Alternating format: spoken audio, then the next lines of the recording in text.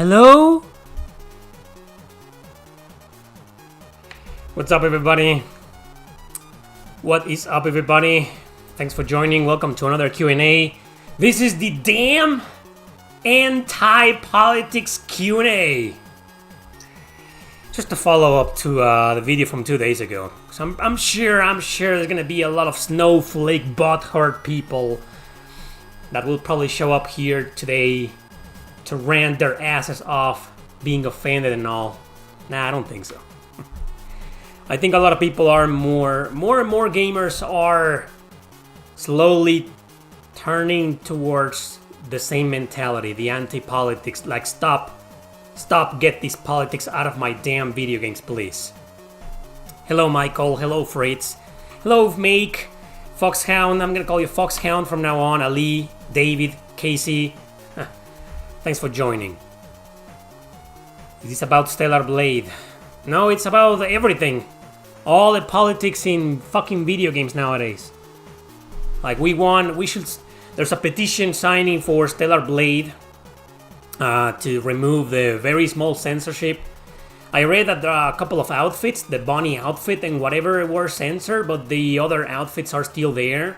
So, okay. But yeah, there's a petition to change that. It needs like 50,000 signatures. And I signed today, and it's like 37,000 signatures. I don't think it's gonna do much. 50,000 signatures versus the 10 million social justice warriors. It doesn't matter how many people sign these petitions. If the 1%, if the people in power are fucking woke, and they don't want to change anything, and they want to keep censoring games and forcing their political beliefs on video games, they will succeed because they are the people in power. I've said this many times before. I've been saying this for the past 2, 3, 4 years, that the only people that can really make a difference are the people in power. We need people with power, with big influence, to stand the fuck up and fight these fucking people. Because we're nothing to these people. We are sheep. We're just money to them. Because these companies, they don't really give a shit about morals and politics. They just care about the money, man. They just give a shit about it. All they want is money. Right? All they want is money. Sony are cowards. Cowards are not. This is just business for them. Creating these kinds of controversies is just business. The entire game will be 100% uncensored. And then a couple of days later, it's been censored. And then something is like Yakuza Infinite Wealth, this duality again, all over again. Oh, these things are censored, but these others are not. It's all to make people talk about the game and to draw attention to the game. It's a pretty good strategy. Nasty, dirty strategy, but it's a pretty good strategy. That way people will talk about the game, in favor or against it, and now there's petitions and dramas about the censorship and dramas about the game being censored, dramas about the game being uncensored, and everybody's talking about Stellar Blade. So that's only going to benefit the game and Sony, PlayStation. Yeah, I see what you did there, Sony. Good strategy, man. Good fucking strategy. Creating controversy around games always works.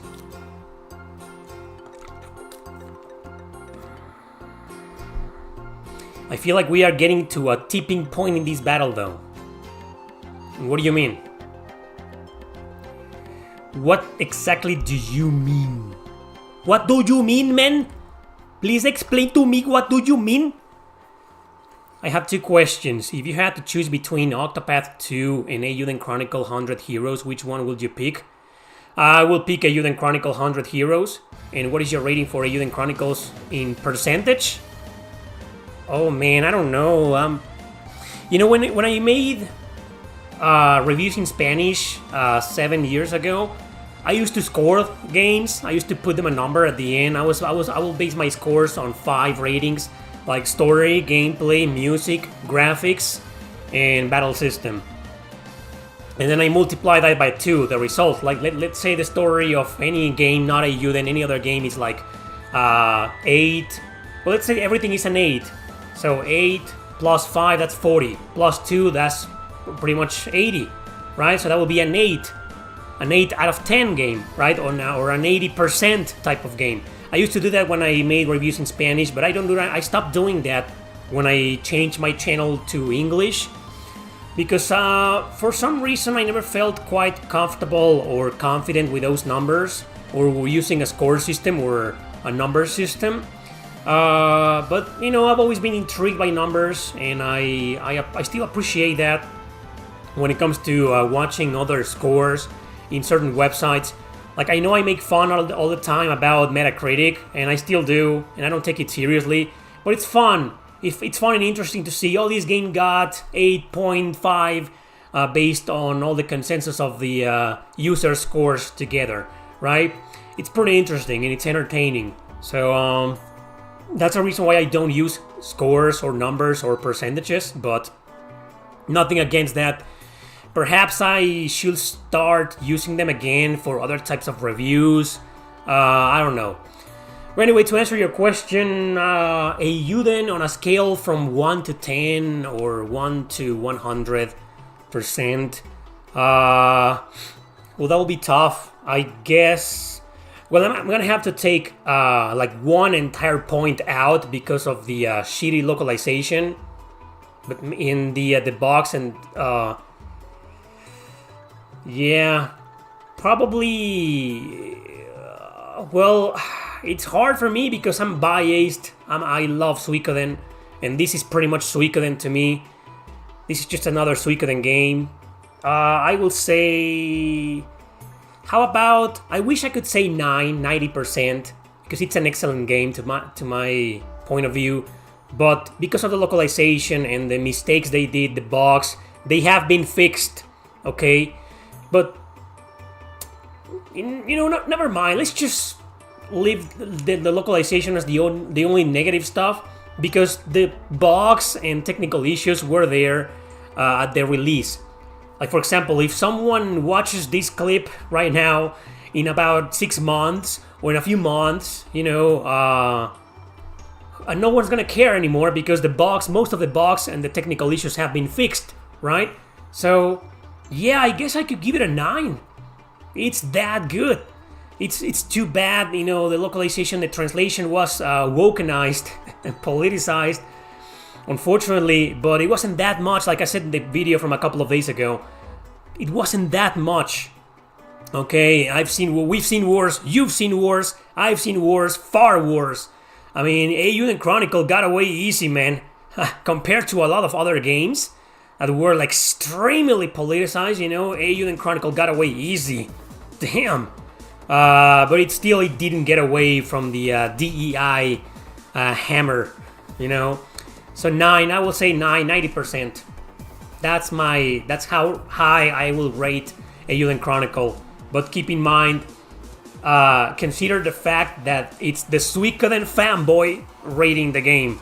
So I can't, as hard as I try, I can't remove the bias from me. I can't. I mean, it's just, come on, man. Highly recommended. That is your score. Strongly recommended. Yes. But yeah. Are you following the Stellar Blade controversy? Yeah, we just talked about it. I just meant more and more people are tired of politics and censorship in entertainment. Yep, we just talked about that too. I feel like the Eiyuden score will keep going up with each patch they do. They actually listen to fans. But yeah, the translators did not listen to fans, and I don't think they ever will. I was going to do a meme for the video, you know? Like a meme saying me talking, and then another voice just saying something different. And I would be like for example, I was saying in the video, this is censorship and it's wrong and it's evil. And then I will insert some kind of meme. I don't know why I did that. Perhaps because I wanted to keep the video serious and give some kind of edgy touch at the end. I didn't do that on purpose. I was just like, man, I have to say something. I have to beat myself and give the middle finger to these fucking politics and these fucking companies, man. But yeah, I kind of wanted to give the video a serious tone, and adding jokes will probably ruin it. Anyway, what's the problem with local? What are you talking about? You're playing a Euden Chronicle? You never miss a Q&A? That's awesome. Ali, you missed the video. I'm guessing a lot of people missed the video from 2 days ago. Like I said before, you know, I stopped caring about the views. I don't pay attention to the views of my videos anymore. Because it's always been, throughout the years, really stressful. But it was full of ups and downs. But this year, you know, YouTube has decided to perform some kind of witch hunt against YouTubers or content creators who attack politics and insult woke and cancel culture. So it's slowly been shadow banning me more and more. So I don't know, I don't have no clue how many views the video got, to be completely honest, but I'm pretty sure it got some shadow banning in there, and a lot of people missed it, and YouTube did notify a lot of you that I uploaded a video bitching about the Euden Chronicle localization and pretty much the disastrous release it got. But yeah, you missed the video, man. You probably did. Go and watch it right now. It's 15 minutes long, though. Yeah, I had that much to say about it. It was actually longer. I don't respect Reddit weirdos. Reddit was having a meltdown about your opinion on the localization. Seriously? Reddit, man, it's always the same. Reddit is a website to just shitpost. And it's the results that you see when you look it up on Google are the ones, like I was saying, you know, the ones against people like me. I mean, I've seen, I don't follow Reddit, but I've seen in the past some posts where people talk positively about me, but you're not gonna find those on Google. Use another search engine, not Google. Google will always manipulate everything to show negative results or negative feedback or negative criticism against people who speak against their politics or their woke and cancel culture beliefs. Okay? So, yeah, I kind of knew it was bound to happen. I didn't know that my video was going to cause such a controversy that people, social justice warriors and snowflakes, will go to make a Reddit post insulting me. Like, thanks for letting me know, man. I'm like Stellar Blade, people are talking about me. Bad press is still press, I guess. What happened to the Suikoden remaster? I have no idea. Now that Euden's been out, and it's a bit of a trend, especially because of the localization disaster, I'm pretty sure we're gonna know something soon. Like, Konami is gonna do... We talked about this before, how Konami is probably gonna wait to see what happens. But now that Euden is out, I'm pretty sure Konami is gonna announce something. Pretty soon, you know, it's gotta be. They have to compete with the Euden Chronicle. And now that they're seeing that a Euden Chronicle got a lot of backlash because of the localization and the box, Konami's gonna have to up their game, right? They're gonna have to make a good release. Hopefully with no censorship. So what do you think of space opera as a genre? It's like nothing but politics. Yeah. Depends on the politics. If they attack politics, which is something that used to be a theme in JRPGs, remember that? It used to be, most JRPGs used to be about attacking politics, and now they are politics personified. Oh, what? Okay, I don't understand your first word, but I'm glad you're playing a Euden Chronicles, and it's fantastic. Do you think the Japanese developers are aware of these localization controversies? Yes, they are. It's just that most of them either don't want to do anything about it because they don't care about the rest of the world, they just care about Japan. And as long as the game is well received in Japan, they don't give a shit about how any other country in the world perceives it. Some of them do that. They don't give a damn. And while others do care and are kneeling kneeling to these DEI politics or trying to do something about them, but it's kind of difficult to do something about it when you only have so many options for localization. Maybe not everybody's willing to do it. Maybe companies are approaching these developers and telling them, hey, I'm gonna have to implement some DEI rules in here. And they're like, oh no thanks, next. Oh hey, I'm this other company and I'm gonna have to implement DEI rules. Next. And after 5 or 6 developers are like, you know what? I think it's better not to localize the game. Or maybe we should look for a way to localize it ourselves. I think most developers, like I said, either don't give a damn about this and they're letting anybody to localize their games as long as they get localized, because they only care about the money. They don't care about people like you and me. We get the short end of the rope when it comes to localizations and translations nowadays, and they don't give a shit, because they're like, as long as my Japanese audience likes the game, and as long as I stay true to my vision, my creative vision in Japan, I don't really give a shit about what happens, because it's too complicated. I don't blame them. I don't blame them for thinking like that, because it's too complicated. They've realized that most of the Western localization market is controlled by these people, by these politics, and it's just too powerful, and they feel like they can't do anything about it. So even if they tried to do something about it, they will probably fail, or they will probably have to find that one company that's willing to localize or translate their game without forcing these political beliefs. Or maybe they should find a way to localize the games themselves, which is really freaking hard. So yeah, I guess both fans and developers alike are getting fucked in the ass. They reverted the censorship of Tomb Raider 1-3 Remastered.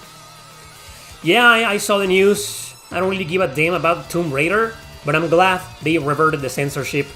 Hopefully they can revert the censorship on other games. I watch 99% of your videos. That's awesome. Lucky to catch a Q&A every week because it's on my only day off from work. That's awesome, man. Welcome.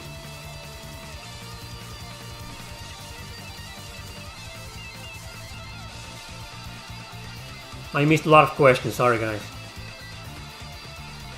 Try start page, I don't know what that is.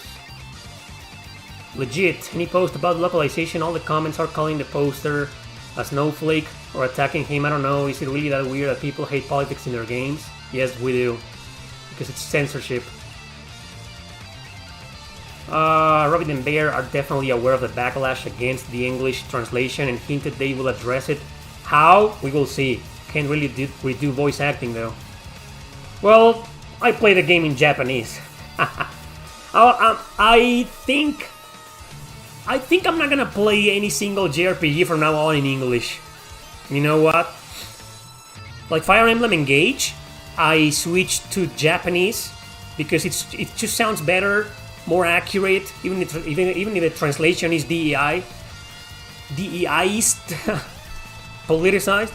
I feel better listening to the Japanese voices, even if I don't understand what they're saying, than a bunch of inclusive people that are calling everybody a homophobe and a racist and a misogynist and a big long etc. Because that's what these people do. That's what they do, man. There's a lot of fear towards those words nowadays. I understand there was a lot of fear back in the day. Nobody wanted to be called a racist or a homophobe, but nowadays it's like getting called that by these people. That's what they do, man. It's overused. Those terms are overused thanks to these people. So it's like, oh yeah, I'm a racist, I'm a homophobe, I'm whatever, yeah, whatever, man. Coming from a piece of shit like you, yeah, call me whatever the fuck you want.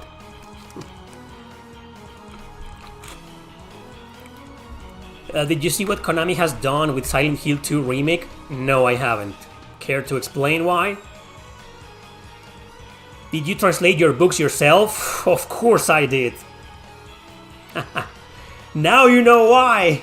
I'm pretty sure there are a lot of translators out there who will be true to the text and wouldn't dare to change anything, because I'm not a famous author. I'm just an independent writer and I barely sell anything per month. So for starters, no translator will want to translate my books because I just don't have money to pay them, right? And even if they were willing to do it for free, they wouldn't see their translation succeed that much. Anyway, so yeah, the real reason, who am I kidding? The real reason why I translate my books myself, because I just don't have any money. It's not profitable for me to pay a translator, a professional translator.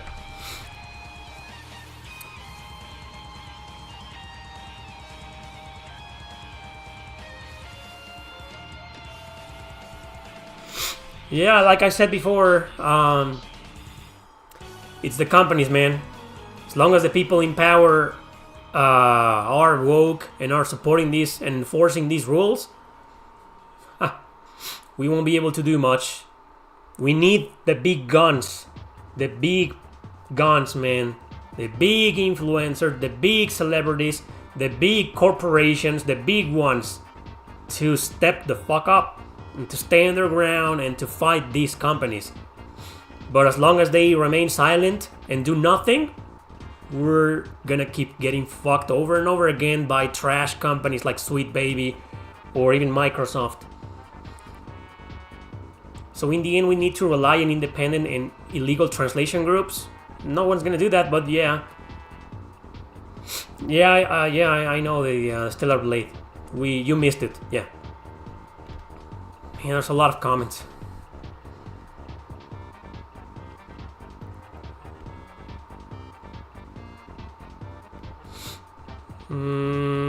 RGT, what's that? A YouTuber? A magazine? Well, anyway, someone mentioned that he thinks that everything is actually controlled by the ESRB ratings. Oh, okay. Well, the ESRB, I feel it's kind of controlled by this far left politics and people, so in a way, it still is. There's a fan translation for Engage removing censorship, by the way. And how do I get it? I have the original version, the physical version on the Switch. Do I need to hack my Switch?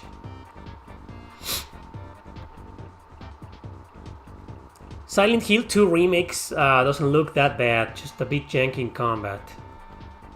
Oh, so what's going on with Silent Hill? Silent Hill 2 needs to drop the over-the-shoulder combat. Too many games doing that now, the original didn't do that. Okay, so most of the complaints are pretty much about the gameplay mechanics. Is it out? Is Silent Hill 2 out already? I didn't know, or is there a demo?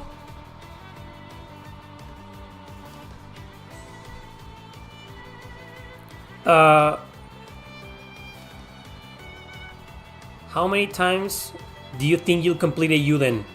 Just twice? Oh, maybe just once, because I saved on a separate file before when I noticed the glitch that you couldn't recruit certain characters. And then I finished the game, got the bad ending, and then I reloaded my file, my other save file when the game was patched. And then I got the other ending. So that's all I'm gonna do for now. I don't think there's a new game plus, and I really want to try it out. But there's a couple of things that bother me. I'm gonna have to recruit every single character again. It's honestly a huge pain in the ass. There's a couple of characters that take fucking forever to recruit. Celia and Reed. Was it Reed, the name? Yeah, the Beigoma guy, the Beyblade minigame guy. What a huge fucking pain in the ass. I'll tell you this, much I love the Yuden Chronicle, I'm never getting the true ending again. I'm never recruiting 100 all the characters ever again. If I ever play that game again, it's gonna be with a new game plus, overpowered, and with the bad ending. I don't give a shit, I'm not playing the freaking Beyblade minigame again, because it's like 15 battles, more like 20 something battles just to recruit this asshole. And then there's the cooking minigame. Again, like 15 battles. The cooking minigame was pretty fun. I'll admit that, you know, but it's still kind of like, why is it necessary? Why like this? Why these requirements? Why do I need to do all of this just to recruit one guy? I don't know, man. I love this game passionately, but it's got, I believe, the worst recruitment in Suikoden history. It's just punishing, man, what they did with the recruitment. So I'll definitely complete the game in the future. Like I said, overpowered and with the bad ending. Because, you know, fuck it, you know, I'm not recruiting these characters ever again. Unless the New Game Plus,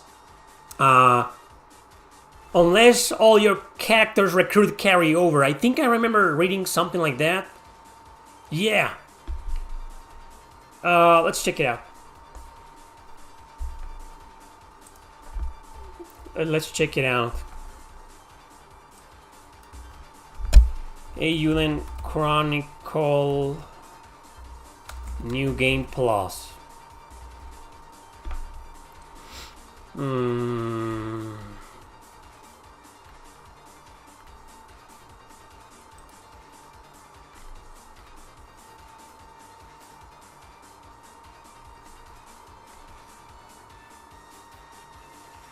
Recruited characters can be taken over into New Game Plus. So it isn't too hard to recruit them in a new playthrough? So I'm not gonna have to play the minigame again? Well, hopefully it's gonna be like that. I haven't started a New Game Plus, but if I can carry over my characters, yeah, I'll definitely play it again and aim for the true ending if I don't have to recruit them again.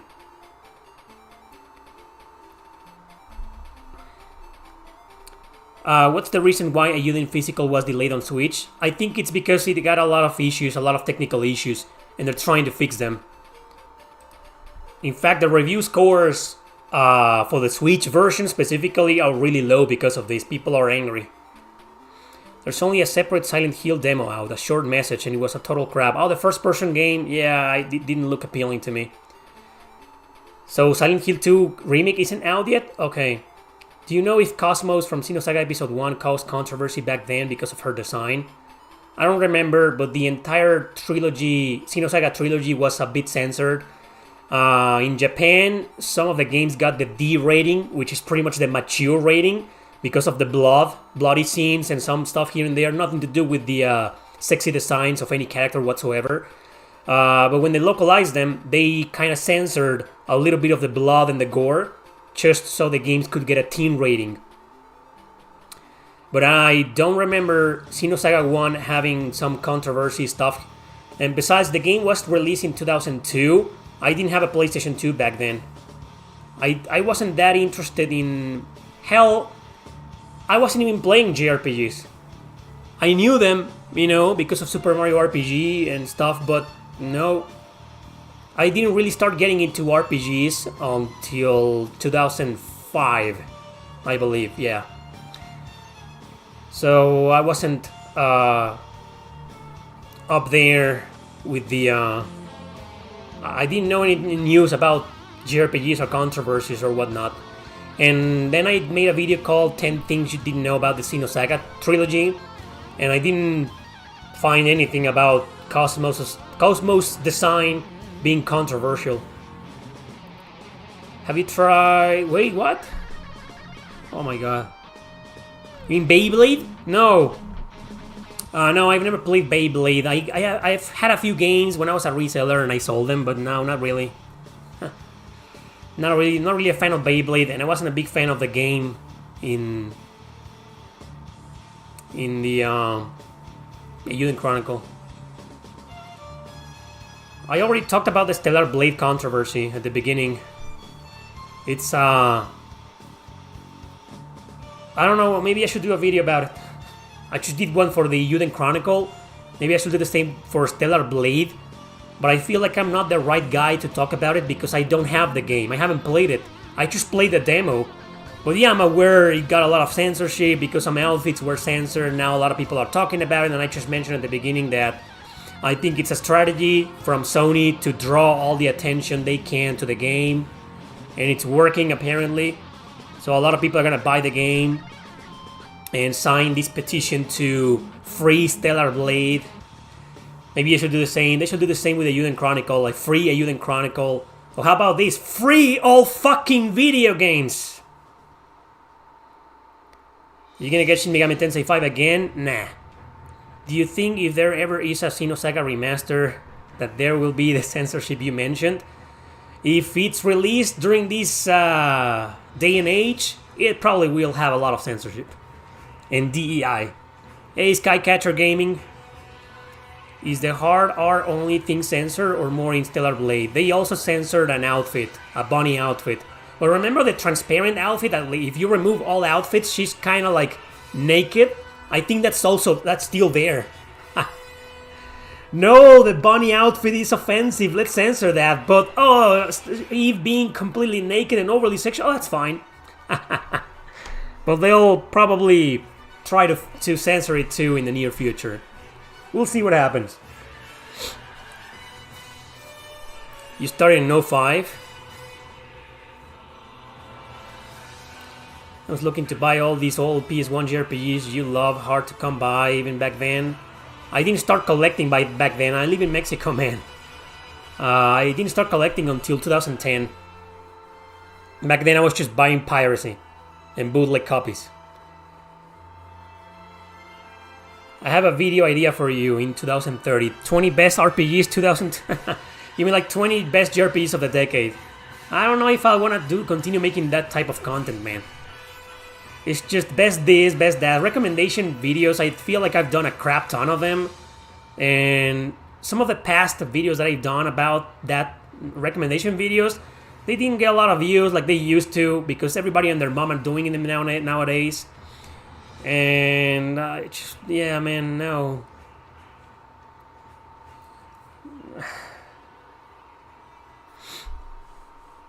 I didn't understand the censorship for hard R. Like what the hell is that? Like it's racist? What the hell is that? I was like, they censored this? How is that racist? What I don't know. I'm ignorant. Let me know. What does hard R stand for? What the hell is that? If you installed it without connecting to the internet, it won't update. Brandon, what are you talking about? You have to leave your PS5 disconnected from the internet while you play it. You mean Stellar Blade? Oh, okay. The N-word? What do you mean the N-word? Well, it says hard R. There's no N-word in there. Well, I'll keep that in mind, you know, if I ever get Stellar Blade, I don't have it. If I ever get it, I'm not gonna update. If you saw the N-word with a hard R, can say you have to figure it out for yourself. Oh, really? N-word with R at the end instead of GA. I have no fucking... I'm Mexican, guys. I live in Mexico. There's barely any black people here. The only racism we get in Mexico is pretty much white people like me and brown people. And it's barely non-existent, man. Nobody gives shit about that here. So I don't know, it's an American thing, yeah, as always. The rest of the world can go fuck themselves, but America, oh, you do not offend Americans.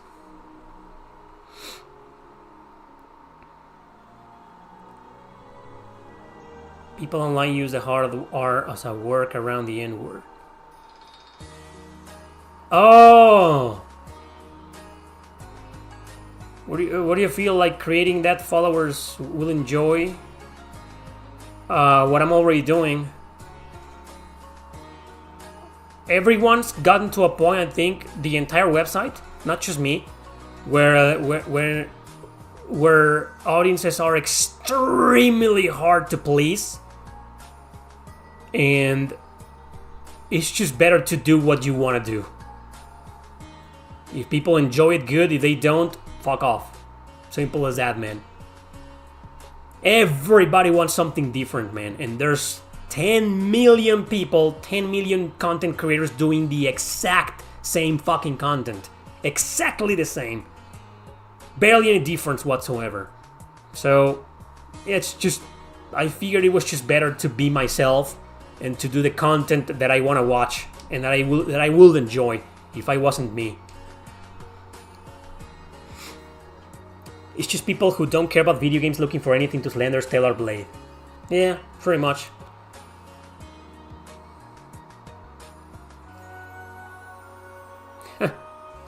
Yeah, there's like 10 new gaming channels every single day. More, 10, I mean 100 new gaming channels doing the same content.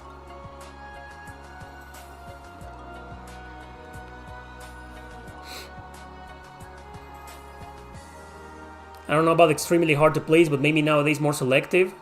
Really? You feel that way? I don't think so.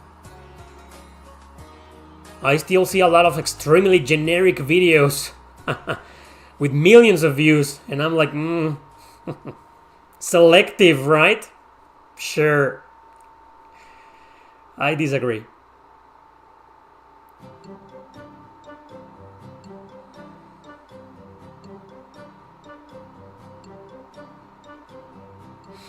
Well, glad you're enjoying the Trail series, man. Now that you've finished Yakuza 8, do you think its New Game Plus is something you would have liked to have in the base version? No. No. I care about New Game Plus in JRPGs, but I don't have time to play the large majority of them twice in a row.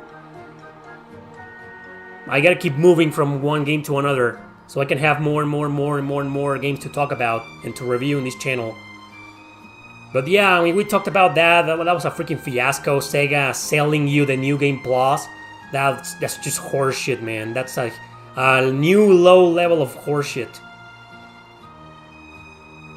Not interested in ReFantasio. Sorry.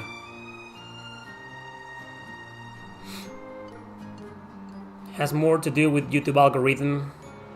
The algorithm is more selective. More like politically selective. What makes this anti-politics? Means no Stellar Blade talk? No, it's just that I hate politics and you should know that already. It's just a meme. If you're here to trash politics, you're more than welcome, man. Welcome, you're in the right place. But if you're here to defend politics, get the fuck out of here. I wonder how these new gaming channels have so many views. Beats me, man. Sega is becoming the new EA and Activision. Maybe. Oh, man. I only care for Kazuma and action combat in Yakuza. I'm not really into the new character and turn-based. I haven't played the other Yakuza games, just the one on the PS2 a long time ago, and I couldn't get into it, but that was like 20 years ago, man. Yeah. You will trash them all day, then you're in the right place. You're welcome to trash them. All day long, baby. What's this music, man? Oh, the character creation theme from Xenoblade Chronicles X. No wonder I didn't recognize it. It's pretty damn good. I barely touched this game. Do you know any excellent games? What? Do you know any excellent games with bad title? Like when I picked up a pre-order game, I was teased by a shop attendant. She thought it was funny, middle-aged women like me buying a game called Unicorn Overlord.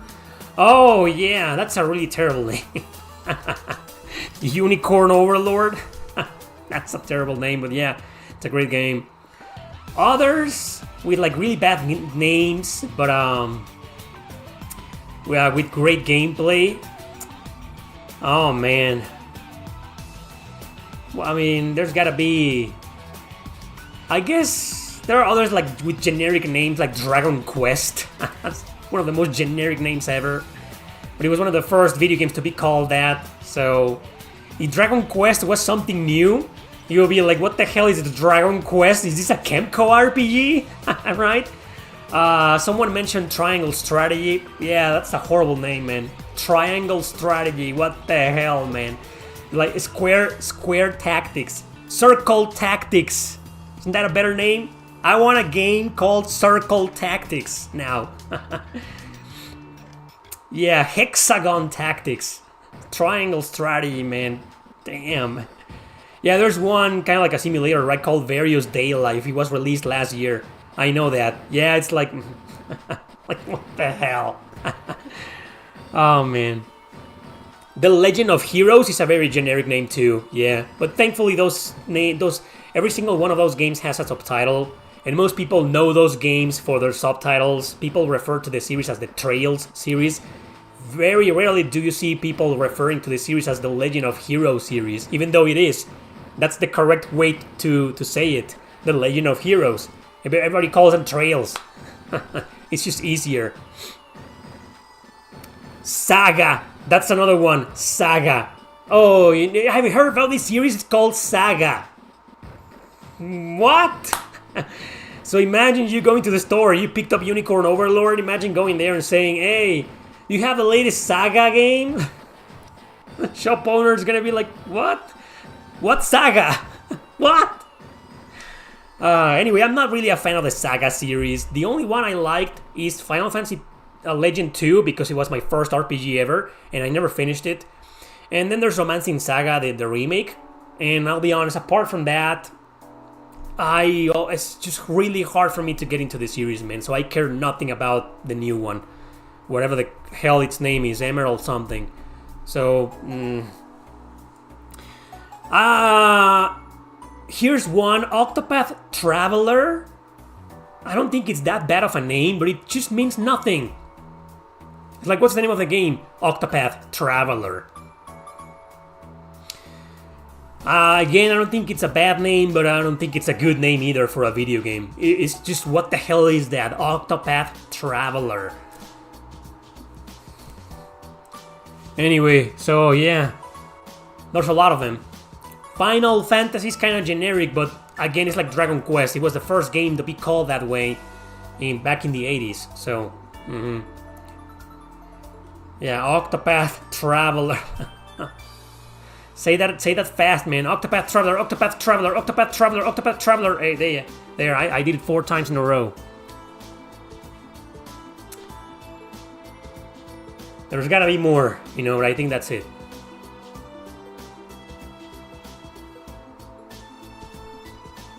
You're enjoying Euden more than Final Fantasy VII Rebirth? Am I chat banned? No, you're here, man. We can read you. Rosland. Radiata Stories versus Euden Chronicle. Well, Radiata is not politicized. Didn't get a lefty translation. But I think Euden is better. I like Euden more. I like Suikoden more. You're asking the wrong person. Fantasy Life. Yeah, that's pretty generic too.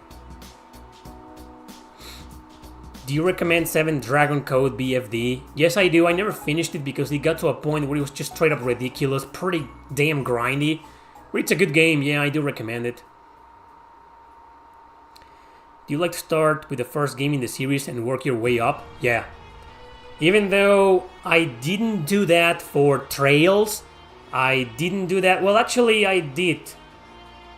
But what happened with Trails is that I started with Trails in the Sky, and then Trails in the Sky second chapter, and then I jumped to Trails of Cold Steel. I shouldn't have done that, So I did start with the beginning, with the first game, but then it got messy. I didn't start with the first Xenosaga. I started with Xenosaga 2. I didn't start with the first Dot Hack. I started with Dot Hack GU Volume 2 Reminisce. So, but yeah, nowadays I like to start from the beginning. I'm that kind of guy and work my way up. Do you, woke politics should be out of gaming, man. Yes, they should. Everybody agrees. It's just the people in power don't agree. I just finished watching Infinite Trash. It's not watching. Okay. So there's an anime? I better watch the anime than play the game? Oh, okay. Oh, I didn't know there was an anime. Well, that's weird because that's a game based on an anime. So you're telling me they made an anime based on a game based on an anime? Or did you watch the original anime from the 90s like Dragon Quest Dai, also known as Fly in Latin America, that never finished? The author never finished it because I think he died. Did you play any series from day one, from childhood till adulthood? No, I don't think I've ever done that. Let me think. No, even Suikoden, I started like with Suikoden Tactics, then Suikoden 2, then it was a mess too. I don't think there's a single series that I made. Well, maybe game series, but I didn't play them all.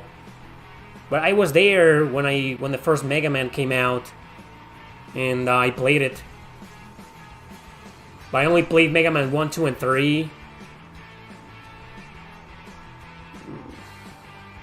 What else? Well, I guess the Mario series. I think the Mario series is the only one that I played from the beginning.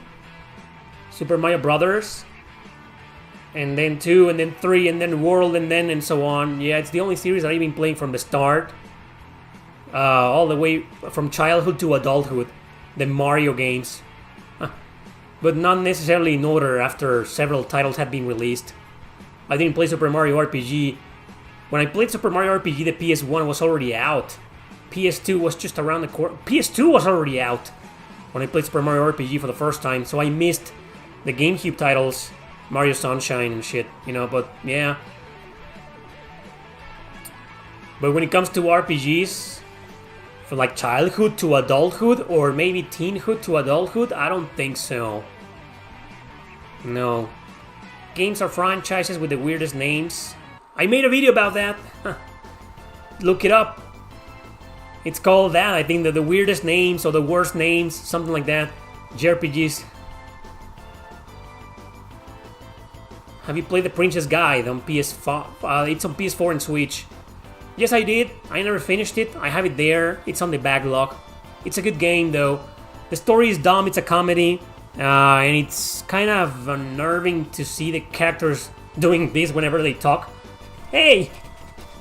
What's up, everybody? I mean, I hate that. But the combat was pretty fun. It's a pretty challenging game. Damn hard, man. It's an action RPG. It's a bit of a button masher, but it's good. Though it gets kind of repetitive after a bit. But it's a good game, yeah. How did you get your PS5? Someone donated pretty much sent the money. Made a big donation one day, and I was compelled to buy it. I wonder if the Trails in the Sky anime is good. It is only 81 minutes. I want to watch it too. I've never seen it. I would love to watch it.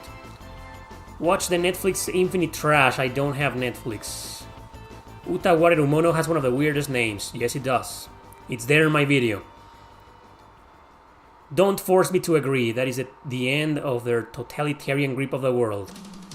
Oh, you mean politics? Yeah, it's pretty much why people are pissed off. It's like, okay, you have different political beliefs, good for you. But don't force them on me. Are you going to get 1,000 year doors on release date? Even though you don't buy at full retail, you did pay full retail for Super Mario RPG. I paid full retail for Super Mario RPG because I'm a diehard fan of it. It's one of my favorite RPGs of all time. It's pretty much my entire teenhood. It was a big deal to me, man. 1,000 Year Door is not a big deal to me, and I never finished the original GameCube version. I don't own it. It barely has any meaning to me, to be honest, so no, I'm not gonna get it on day one. Have you seen the new footage of Farewell to Semiria? No, I haven't. For a guy that loves storytelling, I'm curious if you ever played the Metal Gear Solid games. Yes, I did, and I found them tedious and annoying, and I didn't like the main character, Snake. Just feels like a very westernized game from back in the day.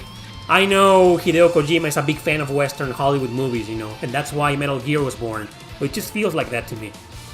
So I'm not really a fan of Metal Gear. Nothing against the series, a great series, you know, it's just not interested. What modern game has the worst localization? I've yet to find out, you know. I have yet to find out. I don't know. Game, I don't know. There's gotta be, when it comes to RPGs, because that's my field.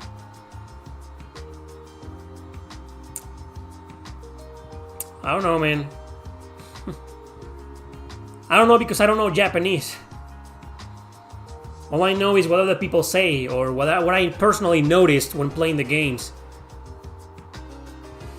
Do you recommend Class of Heroes 1 and 2 Ultimate Edition? Yeah, I do if you like those types of games. I myself, I'm not a fan. I'm not a fan of dungeon crawlers in first person. I streamed the first one a couple of days ago on Twitch, and I was like, man, I didn't even get past the first hour. Not for me. So it's weird that I recommend something that I don't like. But I don't think there's nothing wrong with those games, and they have a variety of gameplay mechanics. It's not just form a party, explore the dungeon, level up, and that's it, right? No. There's a school simulator system that's interesting, to say the least. More like, I didn't care too much for it, but, you know, it's there. So if you like dungeon crawlers in first person, they are extremely grindy and difficult.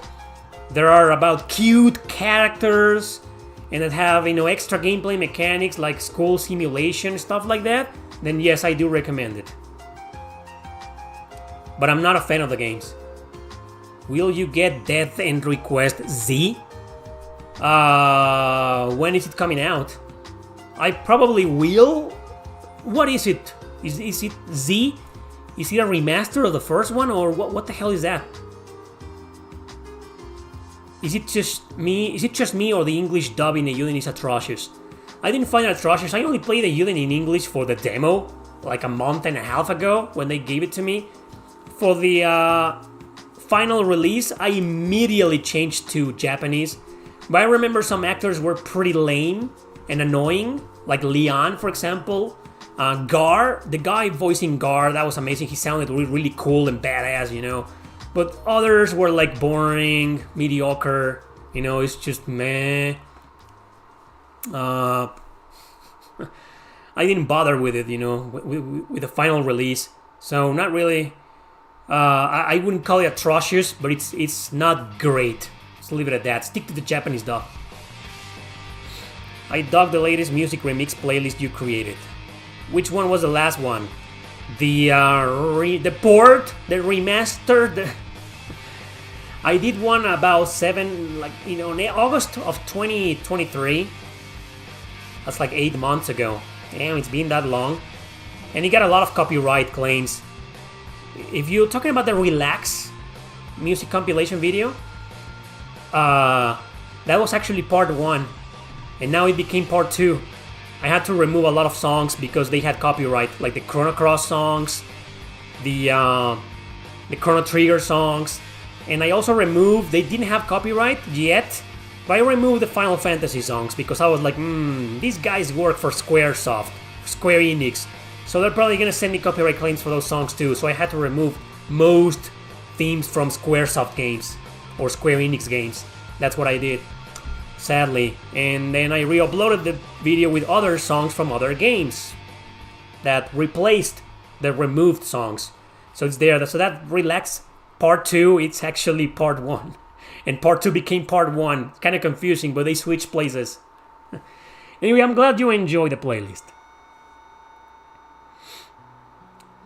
I didn't like Shin Megami Tensei 1 on the Super Nintendo. Yeah, same here, man. I don't think it's bad, but it's just aged horribly.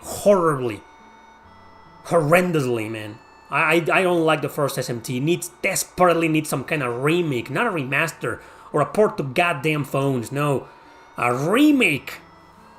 Preferably in the style of SMT Nocturne, you know, with third-person view, not dungeon crawling in first person anymore. Remove that. But if they do that, fans are gonna be pissed off. So just to stay true to the fans, they should keep it. The dungeon crawling in first person. That means I'm probably not gonna love it. Playing Steam Deck with a PS4 controller and my projector has taken over my gaming life. Have you thought of getting one for emulation? I've thought about gaming one, but I prefer the resolution and the graphics of the PS5 and the commodity of just sitting on my couch and turning it on and playing it there. It's just much easier to me. I'm a console guy. But yeah, I have considered in the past getting a Steam Deck. Maybe I will one of these days once the price drops. As long as I can plug it into my TV, because I don't play portable that much anymore. Especially not RPGs. Death End Request Z looks like a spin-off, but I am not sure. It looks different, but has many of the characters of 1 and 2, like Sheena and Mai. It releases this year, September or October in Japan. So it's okay, so you said it there, it's a spin-off. Okay, so it's probably gonna be that, a spin-off. Is it some kind of action RPG or a turn-based RPG? Do you know that? Or what kind of game is it? Is there a trailer for it, maybe? I want to look it up right now. And then I'll turn this into a clip. Death End Request Z. Let's check it out if there's anything on YouTube. There's nothing on YouTube.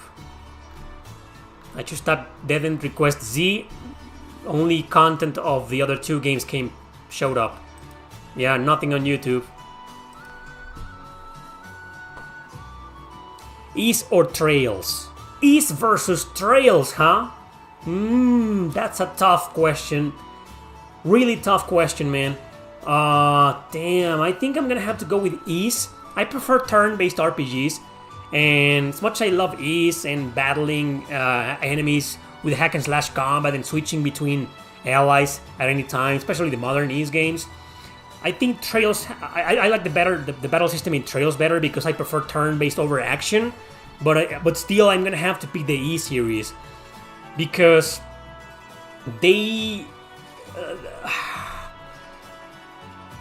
aren't that focused on the strong narrative and a lot of dialogue and slice of life dialogue and chit chat. There's just a lot of story and a lot of nonsensical dialogue and useless dialogue in the Trail series. They're partially known because of that, because while not on the same level as visual novel RPGs, sometimes they kind of feel like one, you know. They're just reading over for over like 15, 20, 30 minutes straight with no breaks in between, and it gets tiresome. And they have a crap ton of characters, and I love that about the Trail series, but it can feel overwhelming at times. But it's just is a little bit edgier and a little bit less about the power of friendship. I mean, they're still about the power of friendship, but not that focused on that. I just feel like the E's have a more fleshed out...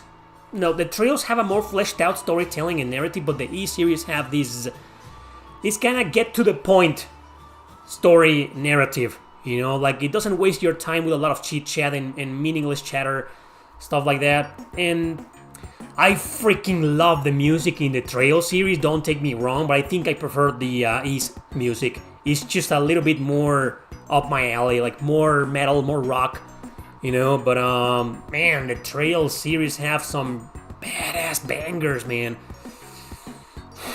But I still prefer the East soundtrack a little bit more. I don't know, there's just something, and the magic of every game taking place in a different part of the universe. You know, in the Trail series, they're all about the same, but there's entire sagas that take place in the same part, right? Whereas in the East game, every single game is in a different place. So that's a little bit more magical to me. But yeah, there's not much competition, man. It's like asking me between Suikoden versus Fire Emblem. All the Fire Emblem, okay? Yeah, I need to clarify that. So, yeah, I prefer Suikoden, but could easily make a point about Fire Emblem. So, going back to East and Trails, shit, man, I think I'm a bigger East fan than Trails fan. But, yeah. I already have the class of heroes. I got a review code. And I streamed the, is this the Green Dog theme? This music.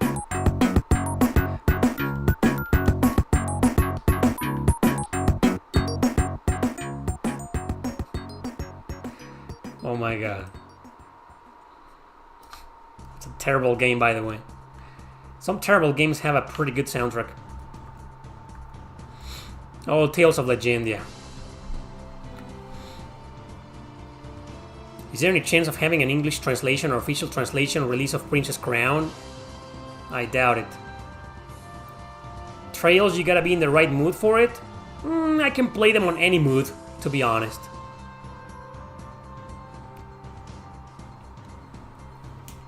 Star Ocean Second Story R or Eiyuden Chronicle 100 Heroes, if you had to pick.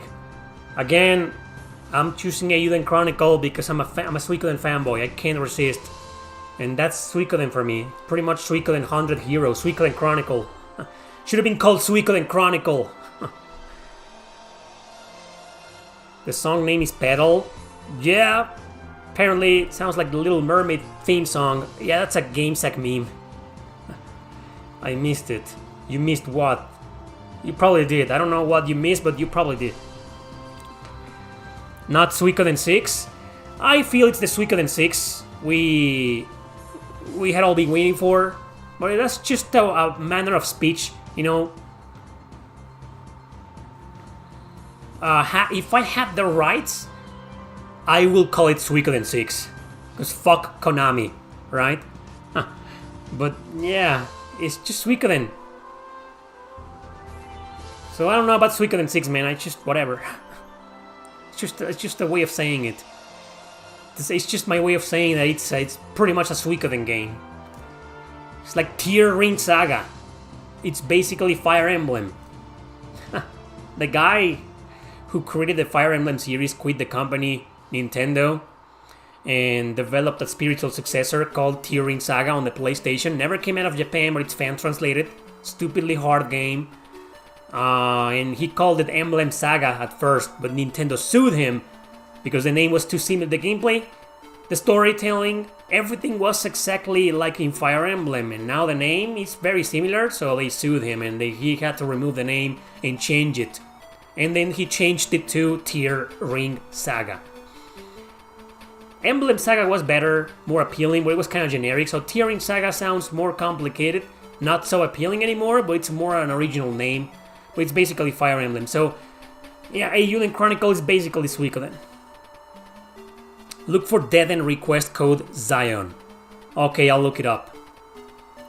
Any news to Penny Blood and in the new Wild Arms? No news whatsoever. What is it with so many modern JRPGs being set in a school? I don't know, I think it's the Persona influence. Persona 5 was a huge success. You have no idea, man, how big it was, especially in Japan. Hell, worldwide. It was a massive success, man. Persona 5 is a franchise of its own. It's no longer part of a series called Persona. Persona 5 is a series of its own now. So many damn spin-offs. And I think that's what happened.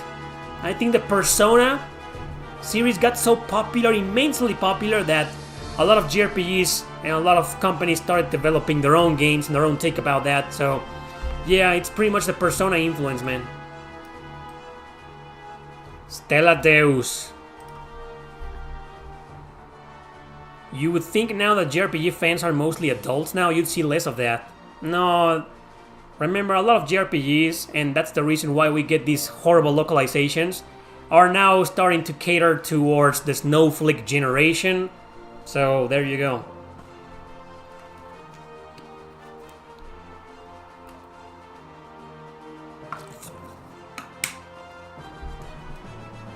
Shin Megami Tensei is better than Persona. Fight me. JRPG stories have been getting less mature overall. Really? I still think we're getting like a mix of everything nowadays. Since there's a lot of JRPGs. Compared to 20, 30 years ago, there's a crap ton of more JRPGs nowadays being released. And I think it's a mix, you know, did I say mixed bag? That was the wrong term. I meant like it's a bit of a, well, yeah, it's a bit of a mix. You know, we're getting a lot of maturity. The hell is this? Dragon Ball Z Attack of the Saiyans? The Nintendo DS game?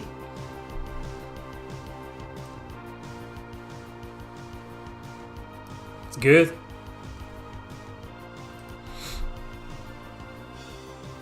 I'm not part of the snowflake generation. I'm 38 and a half years old.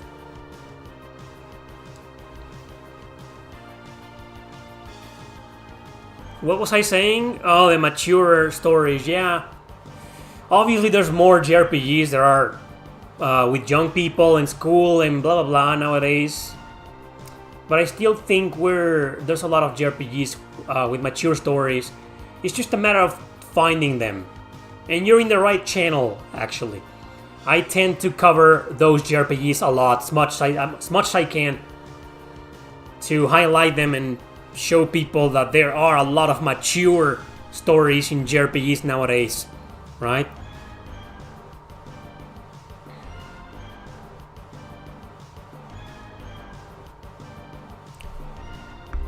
I made a video called Mature Rated JRPGs along like a year or something ago. Check it out. And there are others. I've been trying to come up with a list, but it's really hard to... I mean, I will have to include the usual suspects. So you see, keep watching more of my videos and you'll eventually notice that there are a lot of JRPGs with mature stories nowadays. Maybe not enough, and there should be more, but there's a lot of them. Trust me. Do you think JRPGs will stop using the theme schooler trope as the common type someday? Probably not. Berserk is probably the most mature anime manga. It's really? I don't think so. There's more. What's the best Tales JRPG? Walter White asks from Breaking Bad.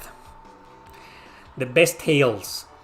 My favorite is Tales of Legendia on the PlayStation 2. Tales of Berseria is a very close second.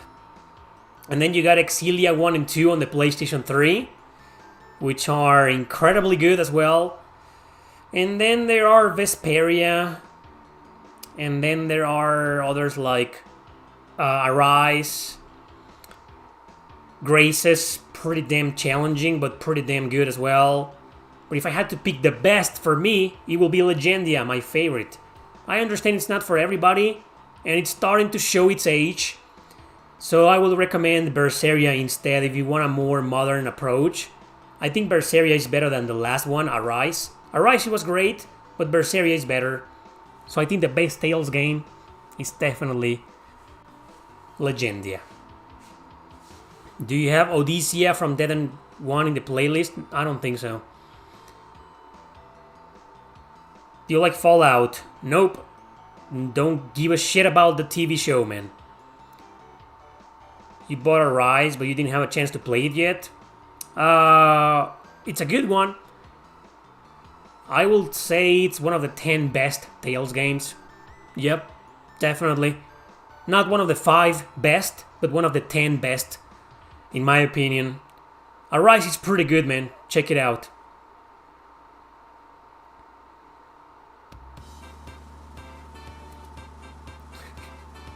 Sounds promising. Exactly. I'm not gonna watch it, man. All TV shows nowadays have DEI, and they're far more politicized than video games. Far more.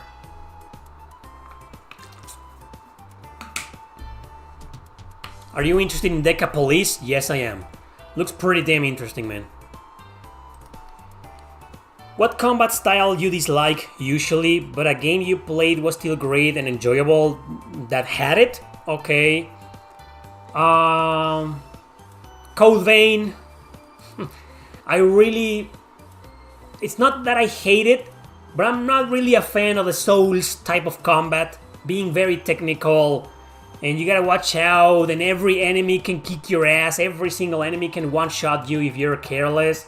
You know, I'm more about the East type of combat, chaotic, you know, and beating the crap out of everything and being more skillful and evasion and dodging, you know, and guarding and stuff like that. So, well, guarding is more of the Souls type of games, you know, I'm more about dodging. So I like that combat a lot more, but I just really enjoyed Code Vein, and I ended up loving the combat. Did it make me a Souls fan? Unfortunately, no. I thought it would be. I thought it would make me, I thought I was gonna be like, oh man, I loved Code Vein, so now I'll be able to finally get into the Soul series, and I just didn't. Because Code Vein has more story, more narrative, party members, characters, fan service, and it's gothic, and it's edgy, and there's vampires and blood, you know. It's just, I was a target audience for Code Vein. And I'm not gonna say too bad it had Souls type of combat, but I wish it could have gotten a different type of combat. I wish the combat could have been different. You know, Stellar Blade is another example. I only played the demo, so my opinion obviously it's nowhere near as strong as my opinion on Code Vein. But I feel like Stellar Blade, what little I played, I really enjoyed. But then again, the combat is... Code Vein is more Souls-like. Way more Souls-like, okay? But I do see a little bit of Souls influence in Stellar Blade, even though not really.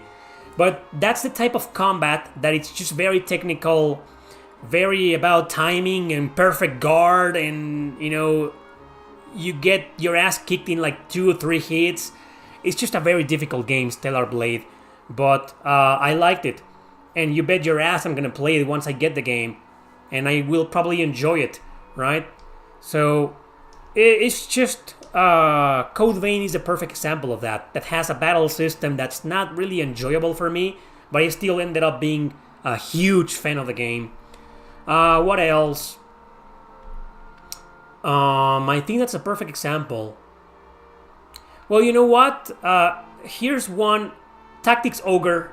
You know, I love tactics and I love grid-based combat, but I'm not the biggest fan of job systems and changing jobs and resetting from level 1 and to train that specific job. And like, that's why I ditched Final Fantasy V. Final Fantasy V was a great game, but I just couldn't go on, man. I was like, man, this job system is killing me. But it didn't, and it killed me as well in Final Fantasy Tactics. But for some reason it didn't kill me in Tactics Ogre, which is pretty much the godfather of job systems in JRPGs. And I really liked it, you know, and I made it all the way to the end. And I really enjoyed it, but did it make me a fan of Final Fantasy Tactics? No. Did it make me appreciate these types of job systems more? No. Sorry. Sorry, but not sorry. That's just who I am. But I still recommend it, and I still really, really enjoyed it. Tactics Ogre, that's another perfect example of a JRPG with a battle system that's not really up my alley, you know, but I love the story and characters and the visuals. I loved it. Can't think of more perfect examples than Code Vein and Tactics Ogre. And Stellar Blade, but that's not a JRPG. That's a Korean game, and I'm not sure if it's an RPG or not. Thank you, Jeer. Tales of Fantasia is still one of my favorite JRPG games. I really have a soft spot for it, man. That was my second Tales ever, and I fucking love it. It didn't age well. I can't bring myself to play it fully nowadays because it didn't age well in my opinion, but oh man, when I first played I fell in love with it. I love Mint, I love Arche, I love the characters, man, I love the combat, the music is phenomenal. There's just something really special about it, and I do hope they remake it one day with HD 2D graphics. Ooh! Please, Namco, make it happen. Or a new Breath of Fire. You're right. Yeah, a new Breath of Fire will be bonkers too. Or a remake of the original Breath of Fire games. Again in HD 2D. Yeah, I'm an HD 2D fanboy. I know that. For you, Tales of Destiny 1 and 2. Okay.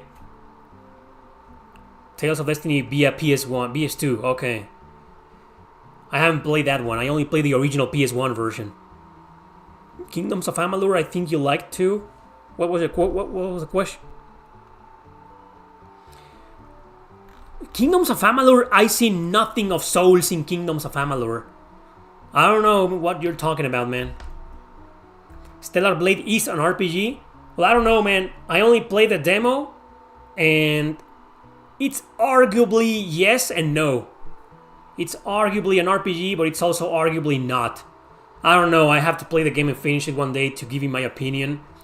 What little I played, it did feel like an RPG to me, but like on the edges of one. You know, like it's barely one. Live Bottle Productions will keep you covered. What the hell is that? How many plot holes does Tales of Fantasia have? What a weird and very specific question. I don't remember. I played the game so long ago. Maybe my donator here can answer the question if he played it recently. What do you think the best Wild Arms game in the series? My favorite is 5. And it's the one that wasn't... The music isn't composed by Naruke. She's an amazing composer. She worked on the Eiyuden Chronicle soundtrack. And it shows... I mean, you just listen to the battle theme of Eiyuden Chronicle, and it's like, yeah, it's a combination of... You hear a lot of Motoi Sakuraba, but also a lot of Michiko Naruke. It's like, yeah, it was a great combination. But anyway, my favorite Wild Arms, and I think the best in the series, is 5.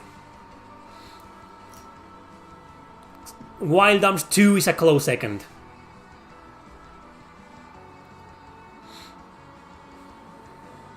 Oh, it's a fan translation group. You mean Life Bottle? Alright, gotcha. I am playing Tales of Destiny PS2 English patch, and it's great. The Tales of Destiny English patch has become like the Xenosaga trilogy question. There's gotta be at least one person in every Q&A that brings the game up and asks me about it. Are you a fan of Limp Bizkit, Korn, etc.? Not really. I was when I was little. When I was a teenager, of course, I turned on the TV, MTV, when it played music, when it played actual music. Remember that? So I turned on MTV, and all of a sudden, these Nuki songs start sounding, Limp Bizkit. And I was like, oh my god! And then I watched Freak on a Leash by Korn. I was like, damn! And I got big into those bands. I was all about new metal when it exploded at the late 90s. But eventually, I lost interest in most bands. Deftones is the only one that stayed with me because it was just different on every album. And Deftones hates the term new metal, and they hate that they are labeled as new metal. So that's why, starting White Pony, they changed the sound a little bit, and the composition, and the rhythm, and the beats, to try to differentiate themselves from that genre. And they nailed it, in my opinion. But Korn and Limp Bizkit, for some reason, they didn't stay with me. I outgrew them. Bands, Marilyn Manson is another one. I was a huge fan when I was like 14 years old, 13, mid 90s, late 90s. But for some reason, I stopped liking them. I still like a few songs though. Korn, one of my favorite songs is Kill You. Dead Bodies Everywhere, one of my favorite songs. But Dirty, oh no, I don't even remember some of the songs that I like.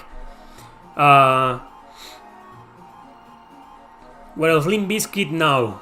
I think Limp Bizkit is my least favorite of all the bands that I'm not really a fan, and that I stopped being a fan a long time ago.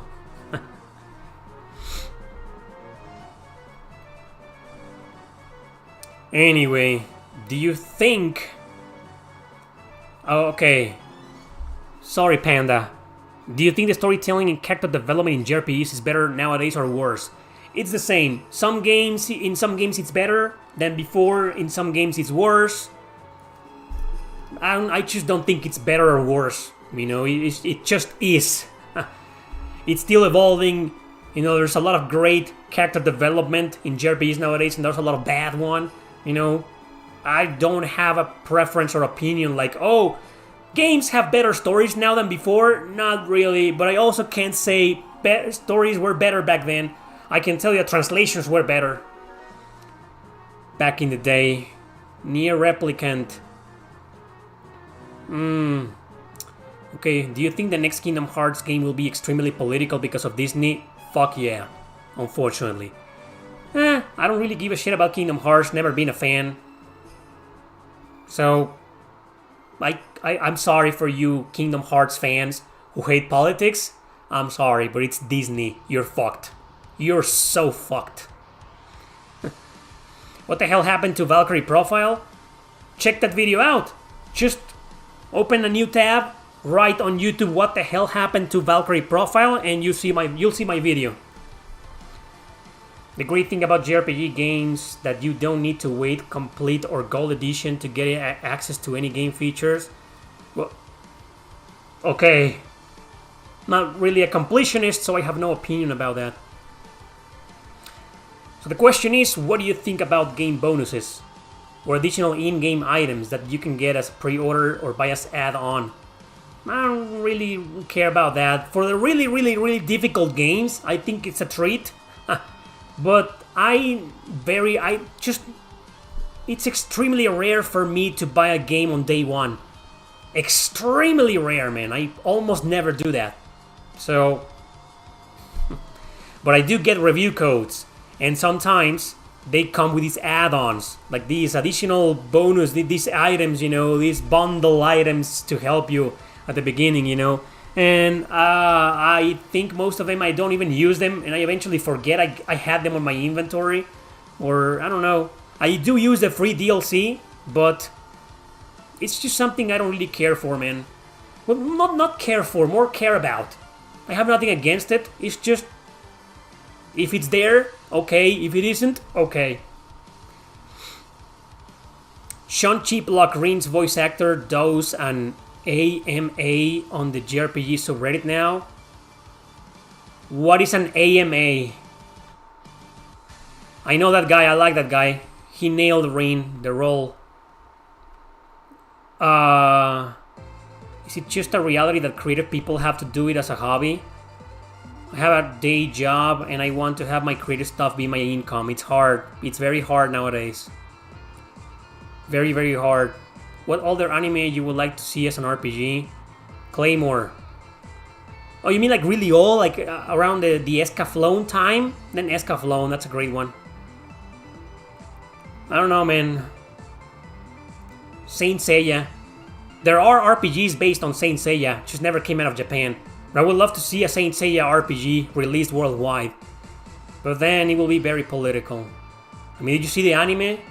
The 3D anime series, the live, not live action, like the one in 3D. I mean, they changed Sean to a girl. What the fuck? What the fuck, man? Publishers ruin everything. Most of them. Which is the best Valkyrie profile? 1 or 2? 2 for me. Everybody's gonna say 1 because 2 is a special game. It's hard to get into, but 2 forever for me. It is hard. The Valkyrie profile series are for hardcore gamers. You're welcome. Thank you, Lucky the Pirate. You've been watching for years. That's awesome, man. Thank you. Phantasy Star Online 2 is what gives Sega money these days. I think the Yakuza series also gives them a lot of money. Infinite Wealth sold over 1 million copies in like 2 weeks. Yeah. Ask me anything, that's what AMA is. Oh, so it's like this! Okay. Cool. Someone should go and ask him about translations. But he's probably gonna side with the woke mentality, because if he doesn't, he's gonna get fired.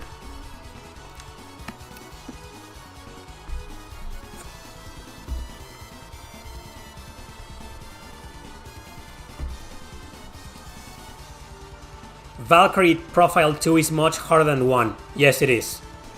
Valkyrie Profile 2 is one of the hardest JRPGs I've finished in my life. And I can't believe to this day that I beat the Seraphic Gate and the Ethereal Queen with all of her millions of HP. And I beat her once, not twice. I think I beat Freya twice. Or didn't I? I got to Freya and I think I died the second time. And I was like, fuck it. Not going through this again. Once is more than enough. The AI strikes again, Valkyrie Profile music. Yeah. My music player spies on me. Listens to me. Everything listens to you nowadays. Everything's spying on you. And now Terra's theme. How is Eiyuden? Is it as good as Suikoden 2? Eiyuden Chronicle versus Suikoden 2. Okay. I think there's only one thing. Yeah. I think there's only one thing in which Eiyuden Chronicle is better than Suikoden 2, and that's the encounter rate. It's just lower. In Suikoden 2, for some reason, in some areas, it goes bonkers, it goes insane, and you get tired, frustrated, and you just want to get it over with. It's annoying, to say the least, man. But the encounter rate in Eiyuden Chronicle is just lower. But in terms of story, Suikoden 2 is better. And Eiyuden Chronicle, let's not forget that for the first half of the game, it kinda tried to be Suikoden 2. The second half, it went into a different direction. And that's why I still think the story in Eiyuden Chronicle is great. Had it been like Suikoden 2.2, I would have been a little bit harsh on my review, but thankfully the game kinda noticed, or more like Murayama noticed. He was pretty much rewriting Suikoden 2, and he was like, oh no, I need to take the story into a different direction, and he did, and succeeded, thankfully. But I still think the story in Suikoden 2 is better. Battle system is... oh, damn. Battle system is great in Suikoden 2, including the war battles and the duels. The duels are definitely better in Suikoden 2, because I just wasn't a big fan in the duels in Eiyuden Chronicle. They felt scripted, and I didn't know what I was doing. I was like, what the hell am I doing? And I just won every duel I won by selecting attack over and over and over again, even the final one. I didn't even bother with the counter option anymore. I always died whenever I chose that option. So it was just attack, break, because break was kind of scripted, and then attack again, and I won. The war battles, they're kind of identical to the ones in Suikoden 2. It's just they play in 3D with a top-down view camera in Eiyuden, and in Suikoden 2 they're in 2D. But it's basically the same thing, it's the same battle system, so no winner here. But in terms of regular turn-based, again, it's the same combat type, but at least you have your exclusive runes for the characters that you can just use over and over again. And in Suikoden 2, once you use those runes, you couldn't use them anymore. You ran out of MP or out of uses, right? And that wasn't the case for the skill points system in the Eiyuden Chronicle, but still, it's the same battle system. So, in terms of battle mechanics, they are the same, but Suikoden 2 still wins because of the duels, because the duels are better. And music is better. Guys, I love Motoi Sakuraba, and I love Michiko Naruke, and I love the soundtrack in the Eiyuden Chronicle, but it just doesn't hold a candle to the soundtrack in Suikoden 2. It just doesn't. It doesn't, man. Not even close. I'm sorry. The music in Suikoden 2 is far superior. And then we got the graphics. Well, they look kind of the same because the Eiyuden Chronicle has retro graphics, kinda in the HD 2D style, and look beautiful. But Suikoden 2 looked beautiful as well. So it's kind of unfair to compare them. I think it will be much better to compare Eiyuden Chronicle 100 Heroes versus the Suikoden 2 remaster when it comes out. That will be a graphical battle. And that's it, right? So yeah, Suikoden 2, I think Suikoden 2 is still the better game, but Eiyuden Chronicle is a close second. It's almost just as good, in my opinion. But you wanna know why? Because the games are far apart in like 20-something years, 25 years of difference. That's a huge difference. But still, I mean, I'm saying this because obviously I have more nostalgia for Suikoden 2. It's been there with me for many, many years. And Eiyuden Chronicle has been with me for like a week, right? I need more time. But I still believe Suikoden 2 is the better game. But I'll let you know something. Suikoden 5 is better than both. Sorry if I missed your goddamn questions. But remember, I give them priority if you make a donation. I love this fucking song. I love this soundtrack. I love Yoko Shimomura. Yeah, Suikoden 1 and 2 remasters, I'm pretty sure they'll be released during the summer. June, July. Pretty sure. I don't think Konami's gonna wait that long. I could be wrong though. Maybe they'll release the games on December or next year. Delay it again. But I don't think so. Something tells me they'll be released during the summer. When is the next Nintendo Direct or the next PlayStation what's the name of the PlayStation 1? Showcase or whatever? Nintendo is called that, right? Nintendo Direct, right? It's called that, but the PlayStation, I don't remember. Well, the next one. I'm pretty sure Konami's gonna... State of Play, thanks. State of Play. I'm pretty sure Konami's gonna show something. So when's the next one? When's the next State of Play or the next Nintendo Direct? Anybody knows? Oh, hey! We haven't discussed this. Trails Through Daybreak has a release date now. I mean, it got one about like several weeks ago, 2-3 weeks ago, but guess what? If in case you didn't know, Trails Through Daybreak is going to be released on July 5. Now you know. If you knew, sorry, but for those who didn't know, now you do. I didn't know until like a few days ago. I didn't know. Man. So, Trails Through Daybreak, July 5, everybody. That Eiyuden Chronicle was my most anticipated JRPG of this year. The next one is 10, but we don't have a release date yet, only for Trails Through Daybreak, and, well, there you go. That is my next most anticipated JRPG now. What's going on with the music?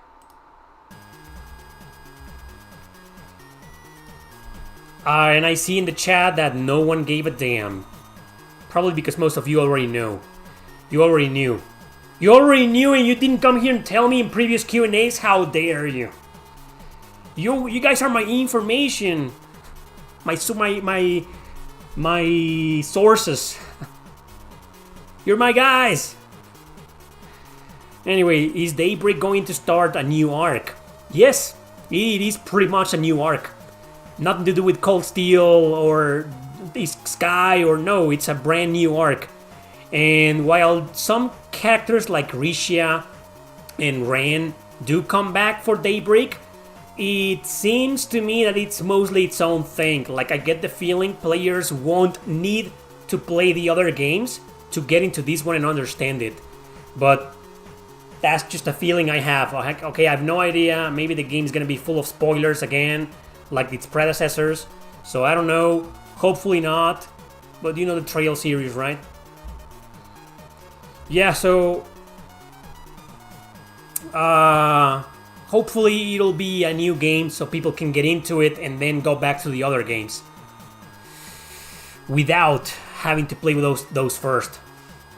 We'll see what happens. The next Mana game will be awesome. It's gonna be censored. Stellar Blade Sword to the World, it will be uncensored. 2 days later, it got censored. 1 day later, the next fucking day. Visions of Mana, the director said, oh no, we're gonna stay true to our vision. Published by Square Enix. One of the wokest companies in Japan, so, yeah. Let's see how awesome it's gonna be, especially with its localization. Which is better, Shadow Tower or Time and Eternity? Don't you mean which is worse? I don't know, man. Oh boy. Put me on the spot here. I don't know which one is the worst game. Shadow Tower kinda had an excuse because it was released in the late 90s, PlayStation, first person, low budget. Time and Eternity was also low budget too, but it's a PS3 game, had no excuse to be that bad. And, oh man, I don't know which one is... Oh my god. I think I hate both equally. They're pretty damn bad, both of them. Pretty damn bad. I can't answer your question.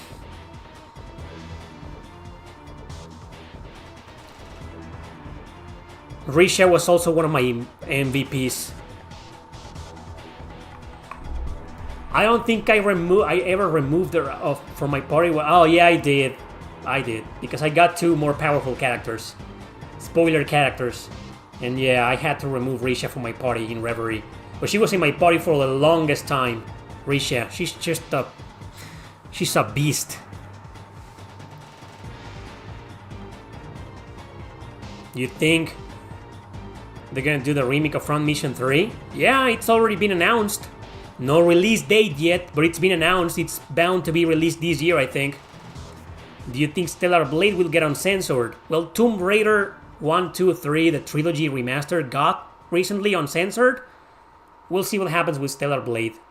It's a big game, not just a simple remaster, you know. It's a big fucking game, so... After Square and Enix merged, the waters got murky. Very murky. And it kept getting worse. And it's still worse. It's still getting worse as the day passes by.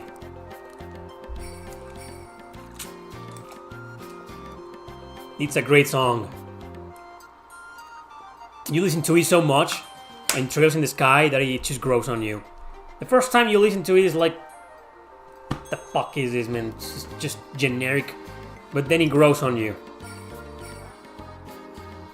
I guess you could say the same about a lot of music in JRPGs. When you first listen to the themes, they don't really grow on you until you start listening to them outside of the game. You know what? The Wild Arms 3 world map theme, the overworld theme, when I first played the game, you listen to it a lot, but it never really grew on me until I started listening to it years later outside of the game. On different playlists, you know, I downloaded the song and I was like, you know what? This is pretty damn, it's a fantastic overworld theme.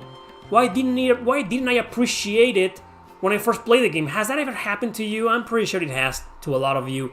Like, you play the game and you're like, oh, I don't even remember what the battle theme sounds like, or this castle theme, or this dungeon theme.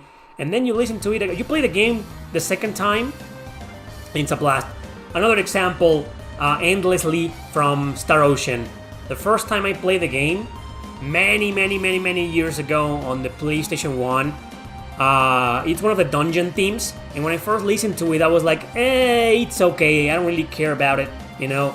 And then I played the remake last year, and I listened to it, and I was like, man, this is fucking awesome!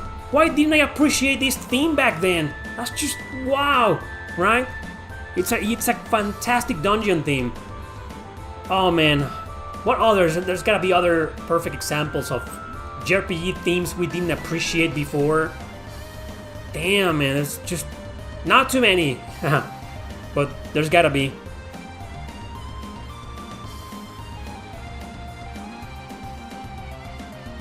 Have you ever played the Live Alive remake? Yes, I did. Pretty good game. It's not for everybody because it's just 1 or 2 hours per character, and that's it. And then you move on to the next one, and so on. And they take places in different locations, and you know, overall the gameplay kind of changes. The battle mechanics stay the same, but the gameplay kind of changes, the story. And I don't think a lot of people are going to be a fan of that, but it is very worth playing, man. I do recommend it. The opening of Wild Arms 1 was a masterpiece. Oh, but that's one I knew from the start. I was like, man, this is awesome, man. But yeah, there are other Wild Arms themes I didn't appreciate until... There's a specific dungeon theme, I can't remember the name, of Wild Arms 2. And I was like, man, this is bonkers, man. There's also one for Phantasy Star 4. It's a rearrangement theme from the original Phantasy Star, but when I listened to it for the first time in Phantasy Star 4, I didn't appreciate it until much later. When I listened to it the second time, when I played the game a second time, I was like, god damn, man, this is really good. I don't give a shit, Michael Wolf. Goodbye. Good riddance to those people. I don't want them watching my videos. I don't want that kind of people watching my videos, man. Because they're like time bombs. Because they're just waiting to explode at anything. They end up unsubscribing anyway. Eventually they get to that one video where I say something that offends them, and they unsubscribe anyway. Might as well, you know, get the fuck out of here right now. Oh, these Radiata song. That's right. Oh, that's another one. That's another one, man. It's their overworld theme in Radiata Stories. When I first listened to it, I was like, this is... I did pay attention for this one. I was like, this is not good, man. This is a terrible overworld theme. But eventually it grew on me. and I love it nowadays. One of the best overworld themes ever. You know, I really like it. The overworld theme in Radiata Stories. Here's another one, a really popular song, Last Surprise by Persona 5. Come on, man. The first times you listen to that song is like... Even after beating the game, even after I beat the game and moved on to other games, I was like, you know what? Whenever I talked to someone about Persona 5, I was like, you know, I love the soundtrack, but I didn't like the battle theme. It was just, man. But something happened that throughout over the years, I listened to it again on this occasion and this other occasion, and it grew on me. I don't love it. I still don't love it. I still don't think it's a great battle theme, but it grew on me. And now I appreciate it more. You know, I like it.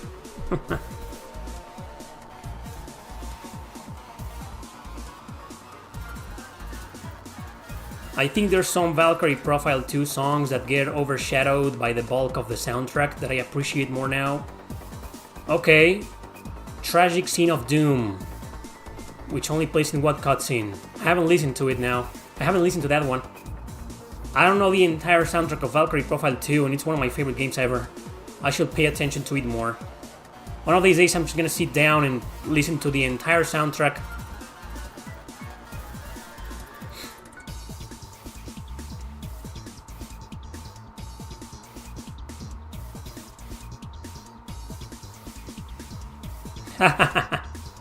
Reddit, the shitposting website.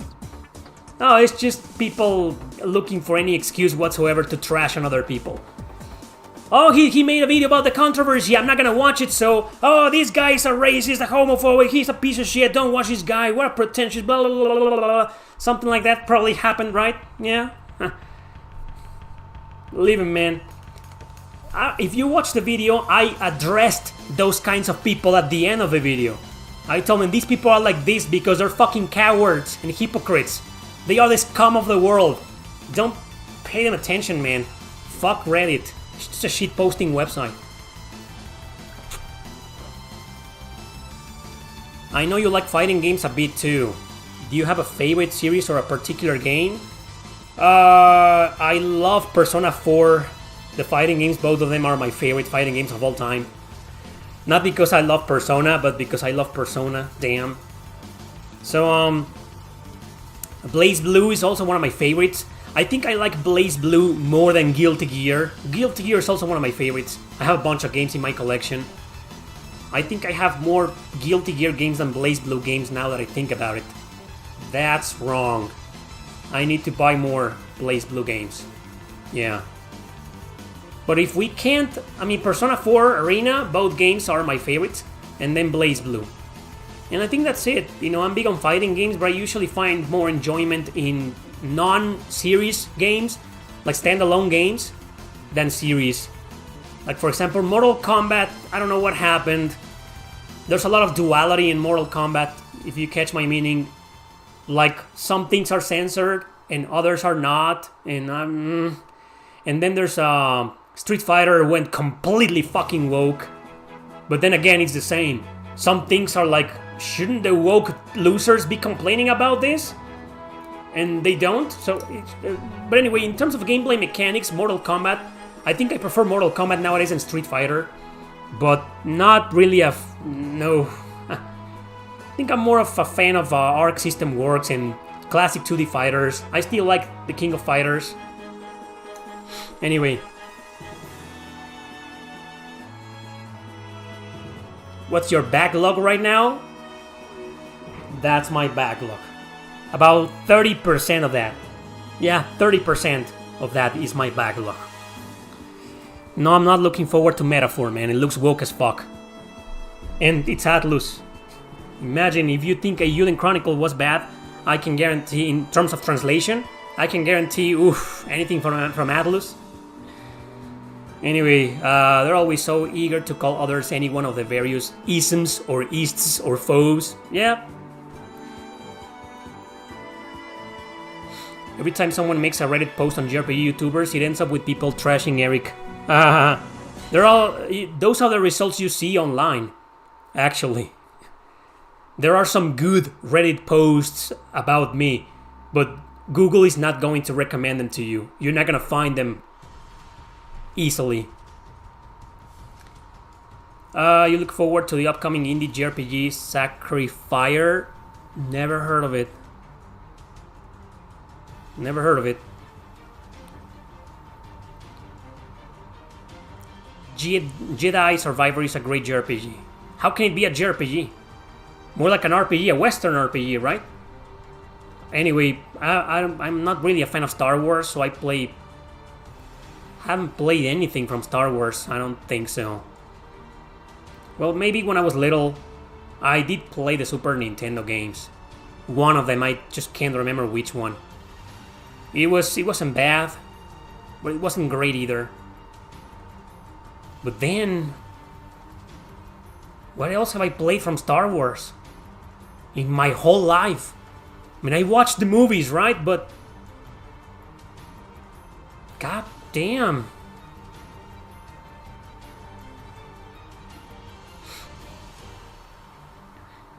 Super Star Wars. No, yeah, it's probably there's a couple of Star Wars games on the Super Nintendo. I just don't remember which one. But I just don't know, man. Wow. I haven't played Jedi RPG, JRPG. That's a good one. Sacrifier is right up your alley. To the art style like Tales Combat. Okay, I'll check the trailer. Dark Forces, what's that? I don't play Star Wars for some reason. Maybe I should play some Star Wars games.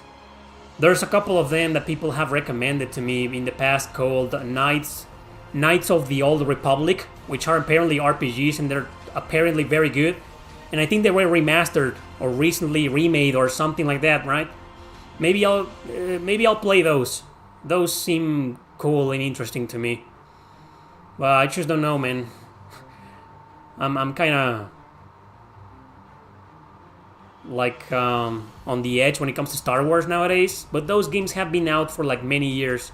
They came out on the original Xbox. And they were exclusive to the original Xbox for the longest time. And they're on Switch. Okay. What? They aren't on PlayStation consoles? You got a hot goth girlfriend? Alright. But I don't like Souls games. Code Vein was my one and only. So that's a no good for me. No go for me. Thank you, Sadrit. Thanks, man.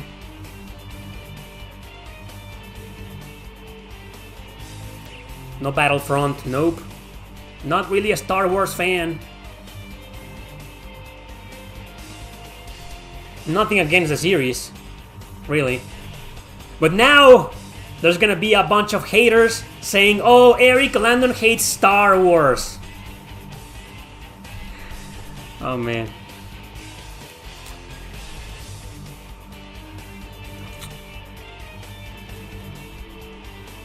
Nope, I haven't played him. I played Soul Calibur 2, I think, and Darth Vader was there. Does that count?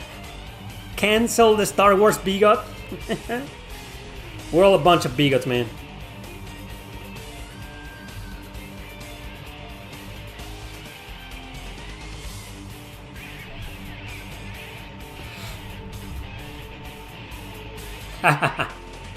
Oh, you're right. Star Wars is all about diversity.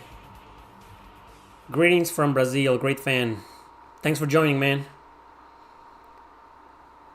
Star Wars is trash? I don't know about that. I grew up with Star Wars, like a lot of people. You know, I grew up with those movies, and I was a fan. Not the biggest fan, but I was a fan. But yeah, you know, it's just when I played the game on the Super Nintendo, I was like, I kind of forgot about all the Star Wars games. There's some good ones, you know, Knights of the Old Republic. That's one that I want to play one of these days. The KOTOR games are okay, the Knights of the Old Republic. Okay. I watched the other ones, episode 1, 2, and 3.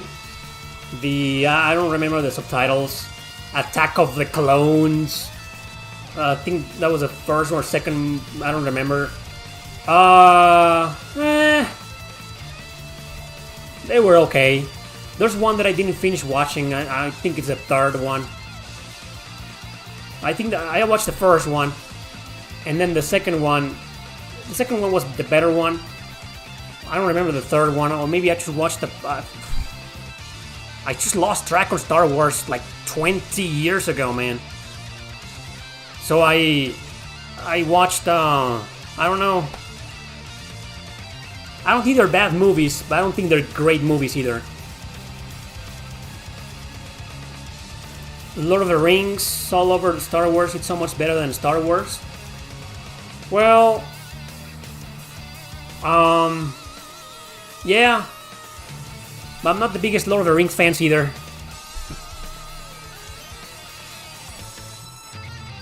Thank you, Alex. He says, I'm anti-politics as well, but saying you're anti-politics will be interpreted by most of those on the left as you being on the right. Whereas most of those on the right don't give a damn and will leave you alone. The right are acting like that because it suits them, because it's convenient for them, because it makes the left look bad. Okay, fuck both, I say, in my opinion. That's why I probably have a lot of haters, because I trash both.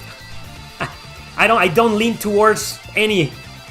So imagine, instead of only having left haters, I also have a lot of right haters. But since the right hating on people like me makes the left look good, they don't.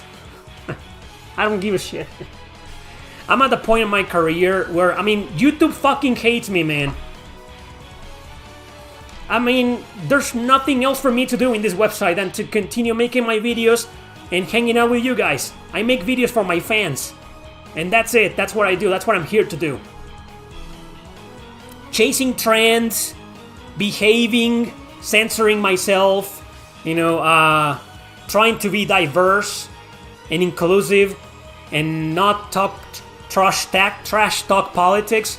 It's just something that what's the point? What's the point of behaving anymore in this website? It treats me like shit anyway, no matter what I do. So, fuck it. If they want to call me a bigot, or a right-wing believer, or whatever the fuck they want to call me, I don't give a shit anymore. People paying attention to those terms is the problem. People being afraid of that. Oh no, they're gonna call me a homophobe. Oh man, no, they're gonna call me a racist if I say it. They're gonna call you anyway. Fuck those guys, man. It's time to make a stand, people. Jesus. It's time to make a stand. To come forward and say, fuck you, assholes. Don't be afraid. Let them call you whatever the fuck they want. That's what they do. A bunch of cowards and hypocrites. Political people, man. Kiss my fucking Mexican ass. Every single one of you, man. You're like Trey Parker and Matt Stone? Oh! I'm a fan of South Park, and I just watched the concert, the 25th anniversary concert last night, and it was fun. But those guys have kinda given in a bit, just a bit, on politics. There's, the last seasons have some stuff in them that is like, what the hell? I thought they were against this, and I thought they were here to criticize this, and now it's just what the hell is going on with South Park, right? Like Token, for example. Token, they changed the name to Tolkien, and they made fun of that, and that was awesome. That episode was awesome. Everybody knew it was Tolkien except for Stan, right? That was fun, but they still changed the name of the character because it offended black people. Like, token offense, they gave in to that, you see what I mean? So, I don't think I have that much respect for Trey Parker and Matt Stone as I did before. I still respect them and I still like them, but I think their hands are almost tied. Not that tied, but kind of tied nonetheless.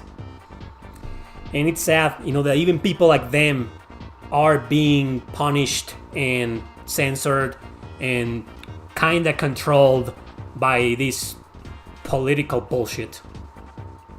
Erick Landon will be making motivational videos now. Nah.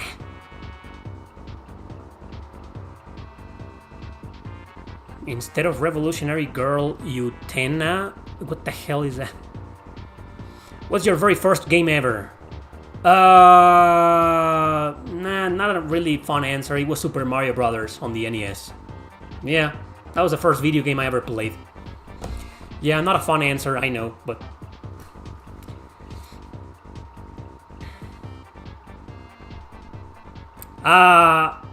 That's the kind of politics I'm against, you know. JRPGs were my school. They schooled me.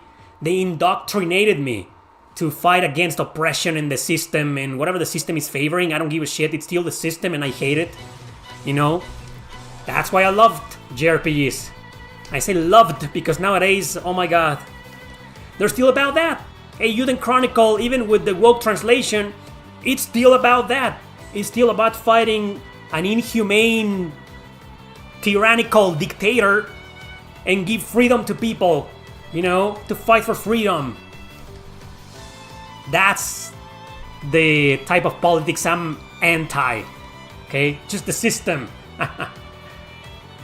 Rage with the machine now. Yeah, instead of against the machine. Yeah, but those guys, I mean, Tom Morello, wow. He even funded a band with the guy from System of a Down that's kind of super woke. I don't know if the band still exists back then. They did it in the early 2000s. But yeah. Rage Against the Machine. Well, I don't really know anything about Rage Against the Machine. I'm not a fan of the band, so maybe I should just shut the fuck up. Did you already talk about the Stellar Blade censorship? That was the first thing I talked about in this stream. Do you play Guilty Gear Strive or Tekken 8? No, I don't have either. I got Guilty Gear, the Xrd. I think that's how it's pronounced. Xrd. And I think it's a pretty good game. Strive, I played it at Oscar's house. I liked it, but I don't know, man. Something was off in gameplay mechanics. No, I wasn't the biggest fan. No, I don't live in Mexico City. And no, I haven't played Stellar Blade, just the demo. That's it. Rage Against the Machine music. I'm not a fan, but like I said, I don't know anything about these guys. I'm gonna vote for the thick thighs save lives. That's awesome. What's your most underappreciated video? The one from 2 days ago? I don't know, man. I stopped paying attention to the views, but it's probably that one. It was underappreciated, overhated. I don't know, man. I think I have a lot, and I've been meaning to do a video, not a video, more like a post on my blog. I have a blog and a website, completely uncensored, like these Q&As. Link in the description. Check it out. I kind of want to do a post in that website highlighting some of my most underappreciated videos. The one that comes into mind right away is the one that I did last year called 10 JRPGs that could have been darker. I don't want to remind people of the drama, you know, but yeah, that was a video that got under. Well, that was a video that got shadow banned, so no, that doesn't count. Wrong answer. Underappreciated, like it didn't get a shadow ban. Like YouTube recommended it, but nobody watched it. Nobody gave a shit. Super Obscure Gems Part 3. Super Obscure RPG Gems Part 3. That was a really underappreciated video. The focus of the video was to cover RPGs from all over the world. Indie, Japanese, you know, Western, fan translations, you know, hacks, ROM hacks. There was a ROM hack in that video. But for some reason, there's a lot of people don't seem to give a shit about those types of games or those types of RPGs anymore. So I have no idea why the video failed, but I think it was sorely underappreciated. Yeah, that's definitely on the first places, you know, in my most underappreciated videos. That one, Super Obscure Gems Part 3. Are we allowed to do music requests in your Q&A streams? No, because I have to prepare the playlist before I go live. I can't change anything right now. But if you make a donation, I might make it happen. It's just a bit of a pain in the ass to do it, but I can do it.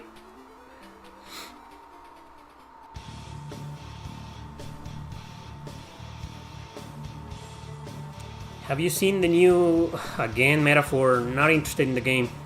Since you're a writer, do you like visual novels? Nope, not really. I prefer reading books. I have nothing against visual novels, but they just don't feel like video games. Most of them, they don't feel like video games to me. But I do like a lot of RPGs that are like half RPG, half visual novel. Like Sakura Wars, Uta Wareru Mono, you know, those games. I'm a fan. But like visual novels, like it's just 95% reading, 5% gameplay. I'm not really a fan, no.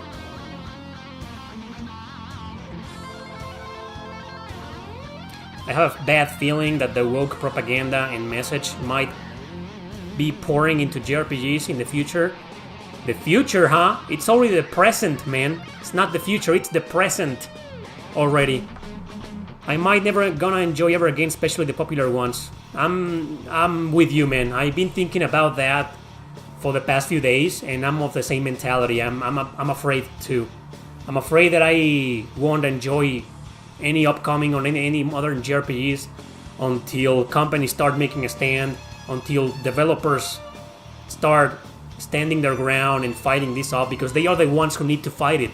We can't do anything except complain about it on the internet, you know. But the companies, the publishers, the developers, they are the ones who need to make a stand and fight this, man. But when you live in a world where most of the internet is controlled by fucking Google and only shows what's left, what the left wants in your search results and manipulates all of that,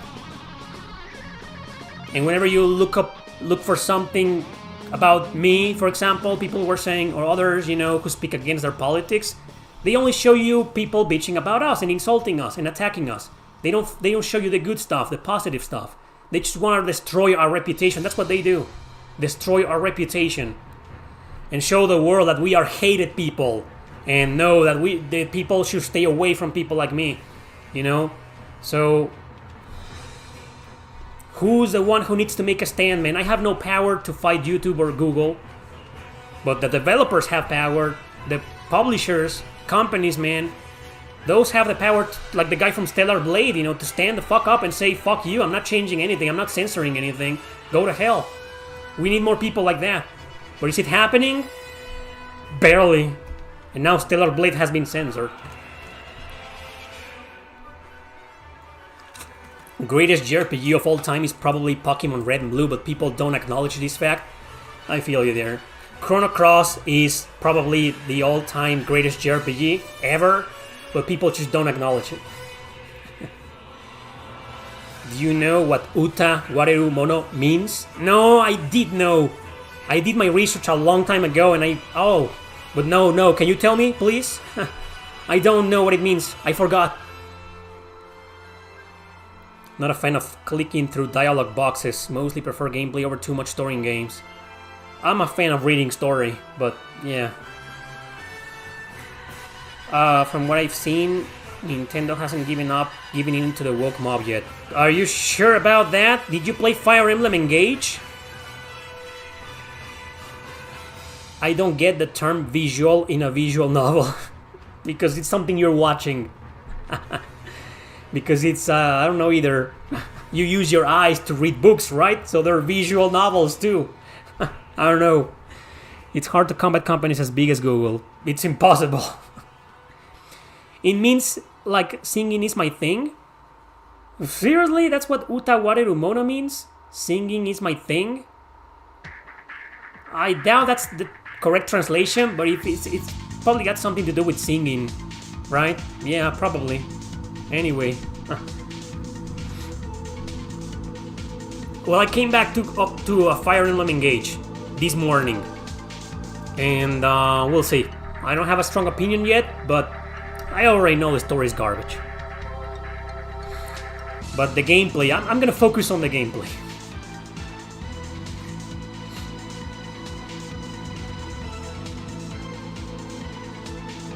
Exactly, Terry. But they are a mafia. If anybody stands up to YouTube and tries to compete within the same format like Rumble, they probably get threatened or something. If you want a literal translation to Wuta Wareru Mono, it's the one being song. That's great. The one being song. That's cool. That's an interesting. I mean, that's cool. I like that. The one being song. That's interesting. Pokemon Go got hit with the ugly stick. Yeah, I noticed something. I don't really care about Pokemon, but I did notice something that they changed the outfits of some characters. Sucks to be you, Pokemon fans. Well, it kinda sucks to be us too. Sucks to be a JRPG fan nowadays. Unless you're woke. Focus on the antagonist in Engage. They are fun? Really? We'll see. Oh, Art on Elico music. Town theme. Great. Sucks to be a gamer in general nowadays. Well, if you stick to the retro ones, to the retro RPGs, retro games and stuff like that, I think you're good, right? But if you're like me who cares about modern games, maybe I should just stop caring. But I don't know. It's always sucked to be a Pokemon fan. What do you mean? Come on, guys. Oh man. Tales of Exilia or Tales of Exilia 2 better? The second one, although it's much more difficult and unforgiving and a little bit more tedious.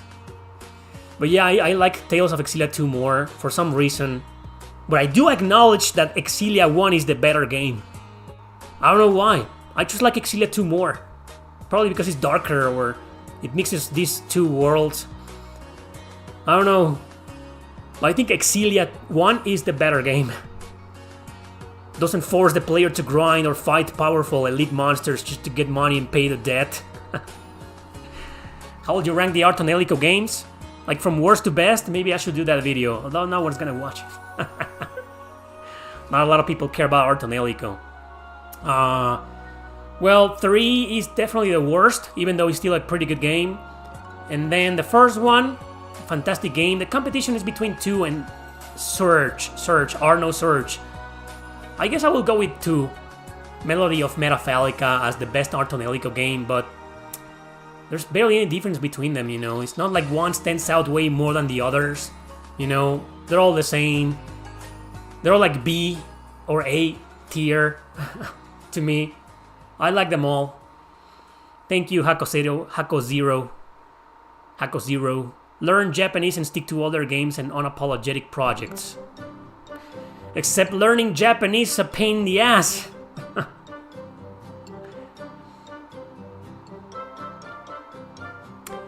What makes you think JRPGs are all heading away from turn-based? I still think they're turn-based, you know. There's a lot of turn-based. I mean, yeah, there's a lot of action RPGs nowadays, but I still see a lot of turn-based JRPGs. A lot of indie RPGs are still turn-based, you know. I don't see them going away from turn-based anytime soon. Strategy, though, grid-based strategy, that's a different topic. Nintendo is censoring the TTYD remake. What's TTID? Can't figure it out. What's TTID? It sounds like something I care about. I get the feeling it's something I care about, though. Maybe I'm wrong. What's TTID? 1,000-Year Door? Oh, well, I don't really care that much about it, but what are they gonna censor? Will you be eating those words once Dragon Quest XII ends up being an action game? Not really, because I've said this before. I have a bad feeling about Dragon Quest XII. Obviously, it's gonna be very politicized. And also, I don't know if it's gonna be turn-based or action or whatever. But Akira Toriyama is not there. The producer Shinji Ose, stepped down. Koichi Sugiyama is gone. I'm not really looking forward to Dragon Quest XII anymore. Anyway, Paper Mario Thousand Year Door is not really a remake, okay? It's a remaster. But we don't want to get into that. It's removing a cat calling scene. Cat calling scene? What the hell is a cat calling scene? It will be Dairy Queen 12 Blizzard. Now, for all I care. More like Diversity Quest 12.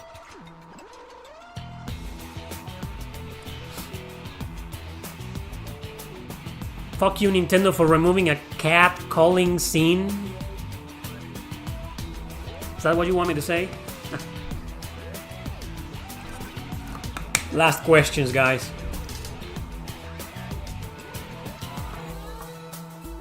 Huh. 120 people watching. Are my haters still watching? Thank you for watching me. I know you're just looking for something to trash me on Reddit, but thank you. Thank you for being here. There was one scene where one of the characters was like, "Hey baby," to one of the other female characters. You know what? There was a scene in a Eiyuden Chronicle. I don't know if I can find it right now.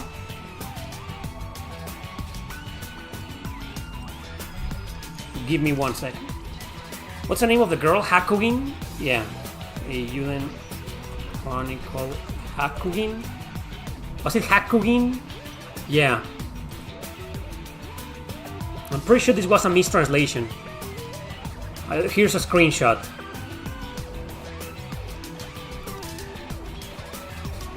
No.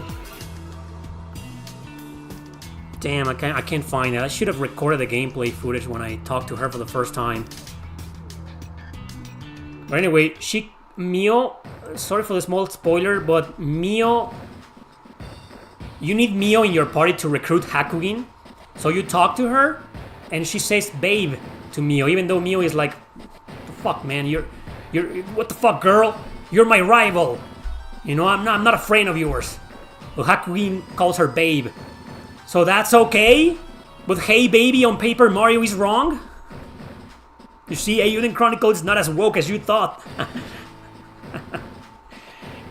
Oh man, any interest in Sandland? Not much. I played the demo and it didn't convince me, man. Not a lot of interest. Did you recommend Fate Samurai? No. Didn't play it. Only the demo, and the demo was like 40 minutes long, man. What a lame-ass demo. Well, I take that back. It was a pretty good demo. It was just too short, right? Sandland I don't really care for, to be honest. Keep confusing, they mean different things. Saying you don't care for something, it means you don't like it. But saying you don't care about something, it's meaning you're not that interested on it. So I'm not that interested in Sandland. But I do care for it, okay? But no plans on getting it or playing it. Same with Fate Samurai, you know, I like it and I'm interested, but I'm just gonna wait for the price to drop, but that's a Koei Tecmo RPG, man. That's... man. Koei Tecmo games extremely rarely go down in price. We'll see what happens. Catcalling means you let a woman know you find them attractive loudly in public. Oh yeah, that's offensive for feminists. That's derogative. To call someone attractive, it's offensive. So they gotta remove it. It needs to go.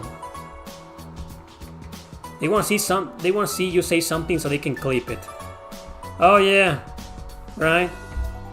Like something that happened like 2.5 years ago, something like that, right?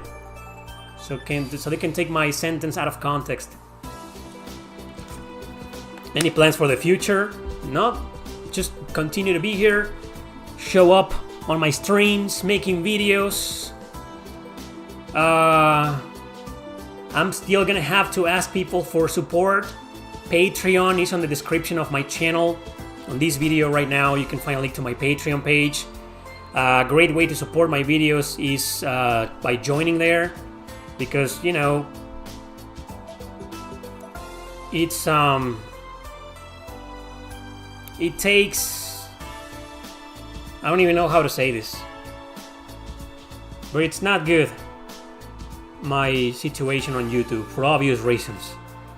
Okay, just if you want to support my channel and my videos, you can do that on Patreon, or you can make donations here on every Sunday on the Q&As, or watch my videos. Don't wait for YouTube. The best thing you can do, if you have no money, the best thing you can do is watch my videos, but you need to find them. Okay, YouTube is probably not going to recommend some of my videos to you. Do not wait for the notification system. I can't stress that out enough, man. Okay, just be on the lookout for my videos. Type my name on YouTube, or just pay attention to what I do. Watch the videos. Or watch the videos, even if I upload a video you don't care about, just still click on it. Because that way the algorithm will still recommend upcoming videos. Because the algorithm needs to notice that you're paying attention, that you're consuming the content. Because sometimes you're like, oh, you uploaded a video and I didn't get it. It's because you probably didn't watch the last 2 or 3 videos, and the algorithm misunderstood that. Okay, so you need to click on the videos, even if you don't care about them, just click them. Leave them running in the background. If you don't want to listen to them, or just mute them, or just leave them there. As long as the algorithm notices you are clicking on the videos, it will continue to recommend you my videos. So do that. That's the best way to support not just me, any other YouTuber out there that's like anti-politics like me. You know, the best way to do is just do that. Be on the lookout. Pay attention to what we do. Click on the videos, watch them. Stuff like that.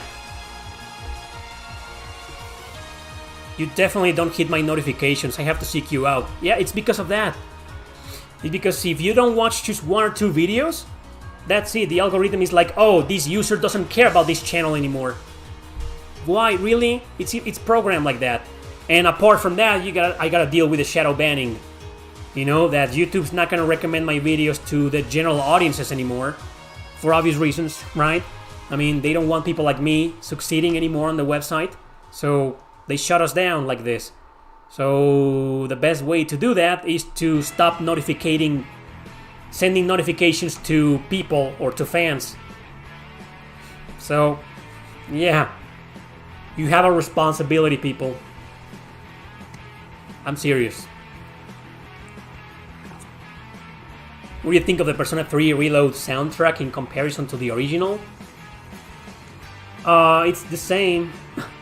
Some lyrics were added to some of the songs, but it's the same soundtrack, you know. Sure, it was rearranged, but it didn't sound that different to me. Most of the songs were almost left intact. I didn't notice that much of a difference. So it's the same. Top 10 best LGBTQ in JRPGs will be promoted heavily, probably. What do you think of, what? Oh, have you tried to reopen your Twitter X account? Maybe you can post there when you publish a new video so more people get notified. Oh, because X is all about free speech nowadays, right? What I don't like about Twitter is that anyone can tag you, and I don't like that. It's gonna be the same, man. People just tagging me just to talk shit about me or to attack me. I mean, why would I go back to Twitter?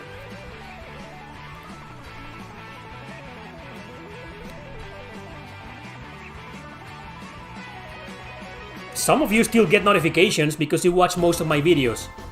The ones who don't are the ones who don't watch every one of my videos. They miss a lot of my videos. Or they're like, oh my god, I don't have time to watch Erick this week, so I missed his last 2 videos, so that. But some still do.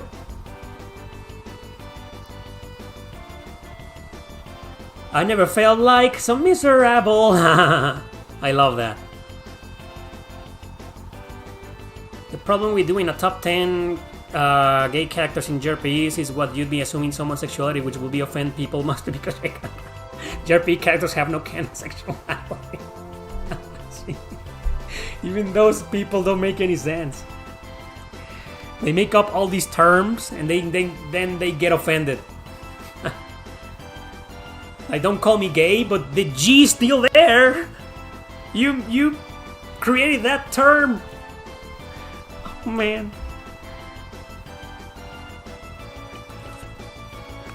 Yeah, Patreon, people. Patreon. It's still a bit of a woke website, by the way, but they only keep like 1% out of my total amount per month, so it's still great. And you fund the videos. You fund the podcast. What's 8 Up funny?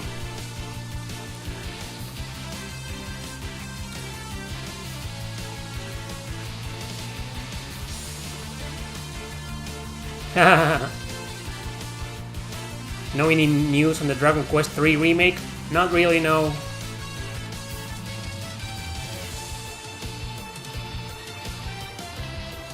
I think the best solution nowadays is to abuse the community tab. I do that, I post regularly on the community section, but if you post too much... Anyway, never mind. Yeah, the community section is a good way to go.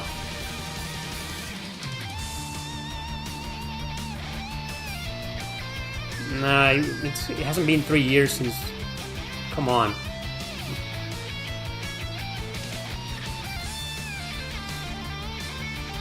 Anyway, I'm off. It's been almost 2.5 hours. Kinda need to go now. So, that's it, guys. Thanks for watching. Thanks for being a fan. Thanks for not getting offended. Thanks for being smart. And thanks for being a part of the fight against political bullshit. I'll hold my ground as much as I can and for as long as I can. And have a great weekend, everybody. See you later.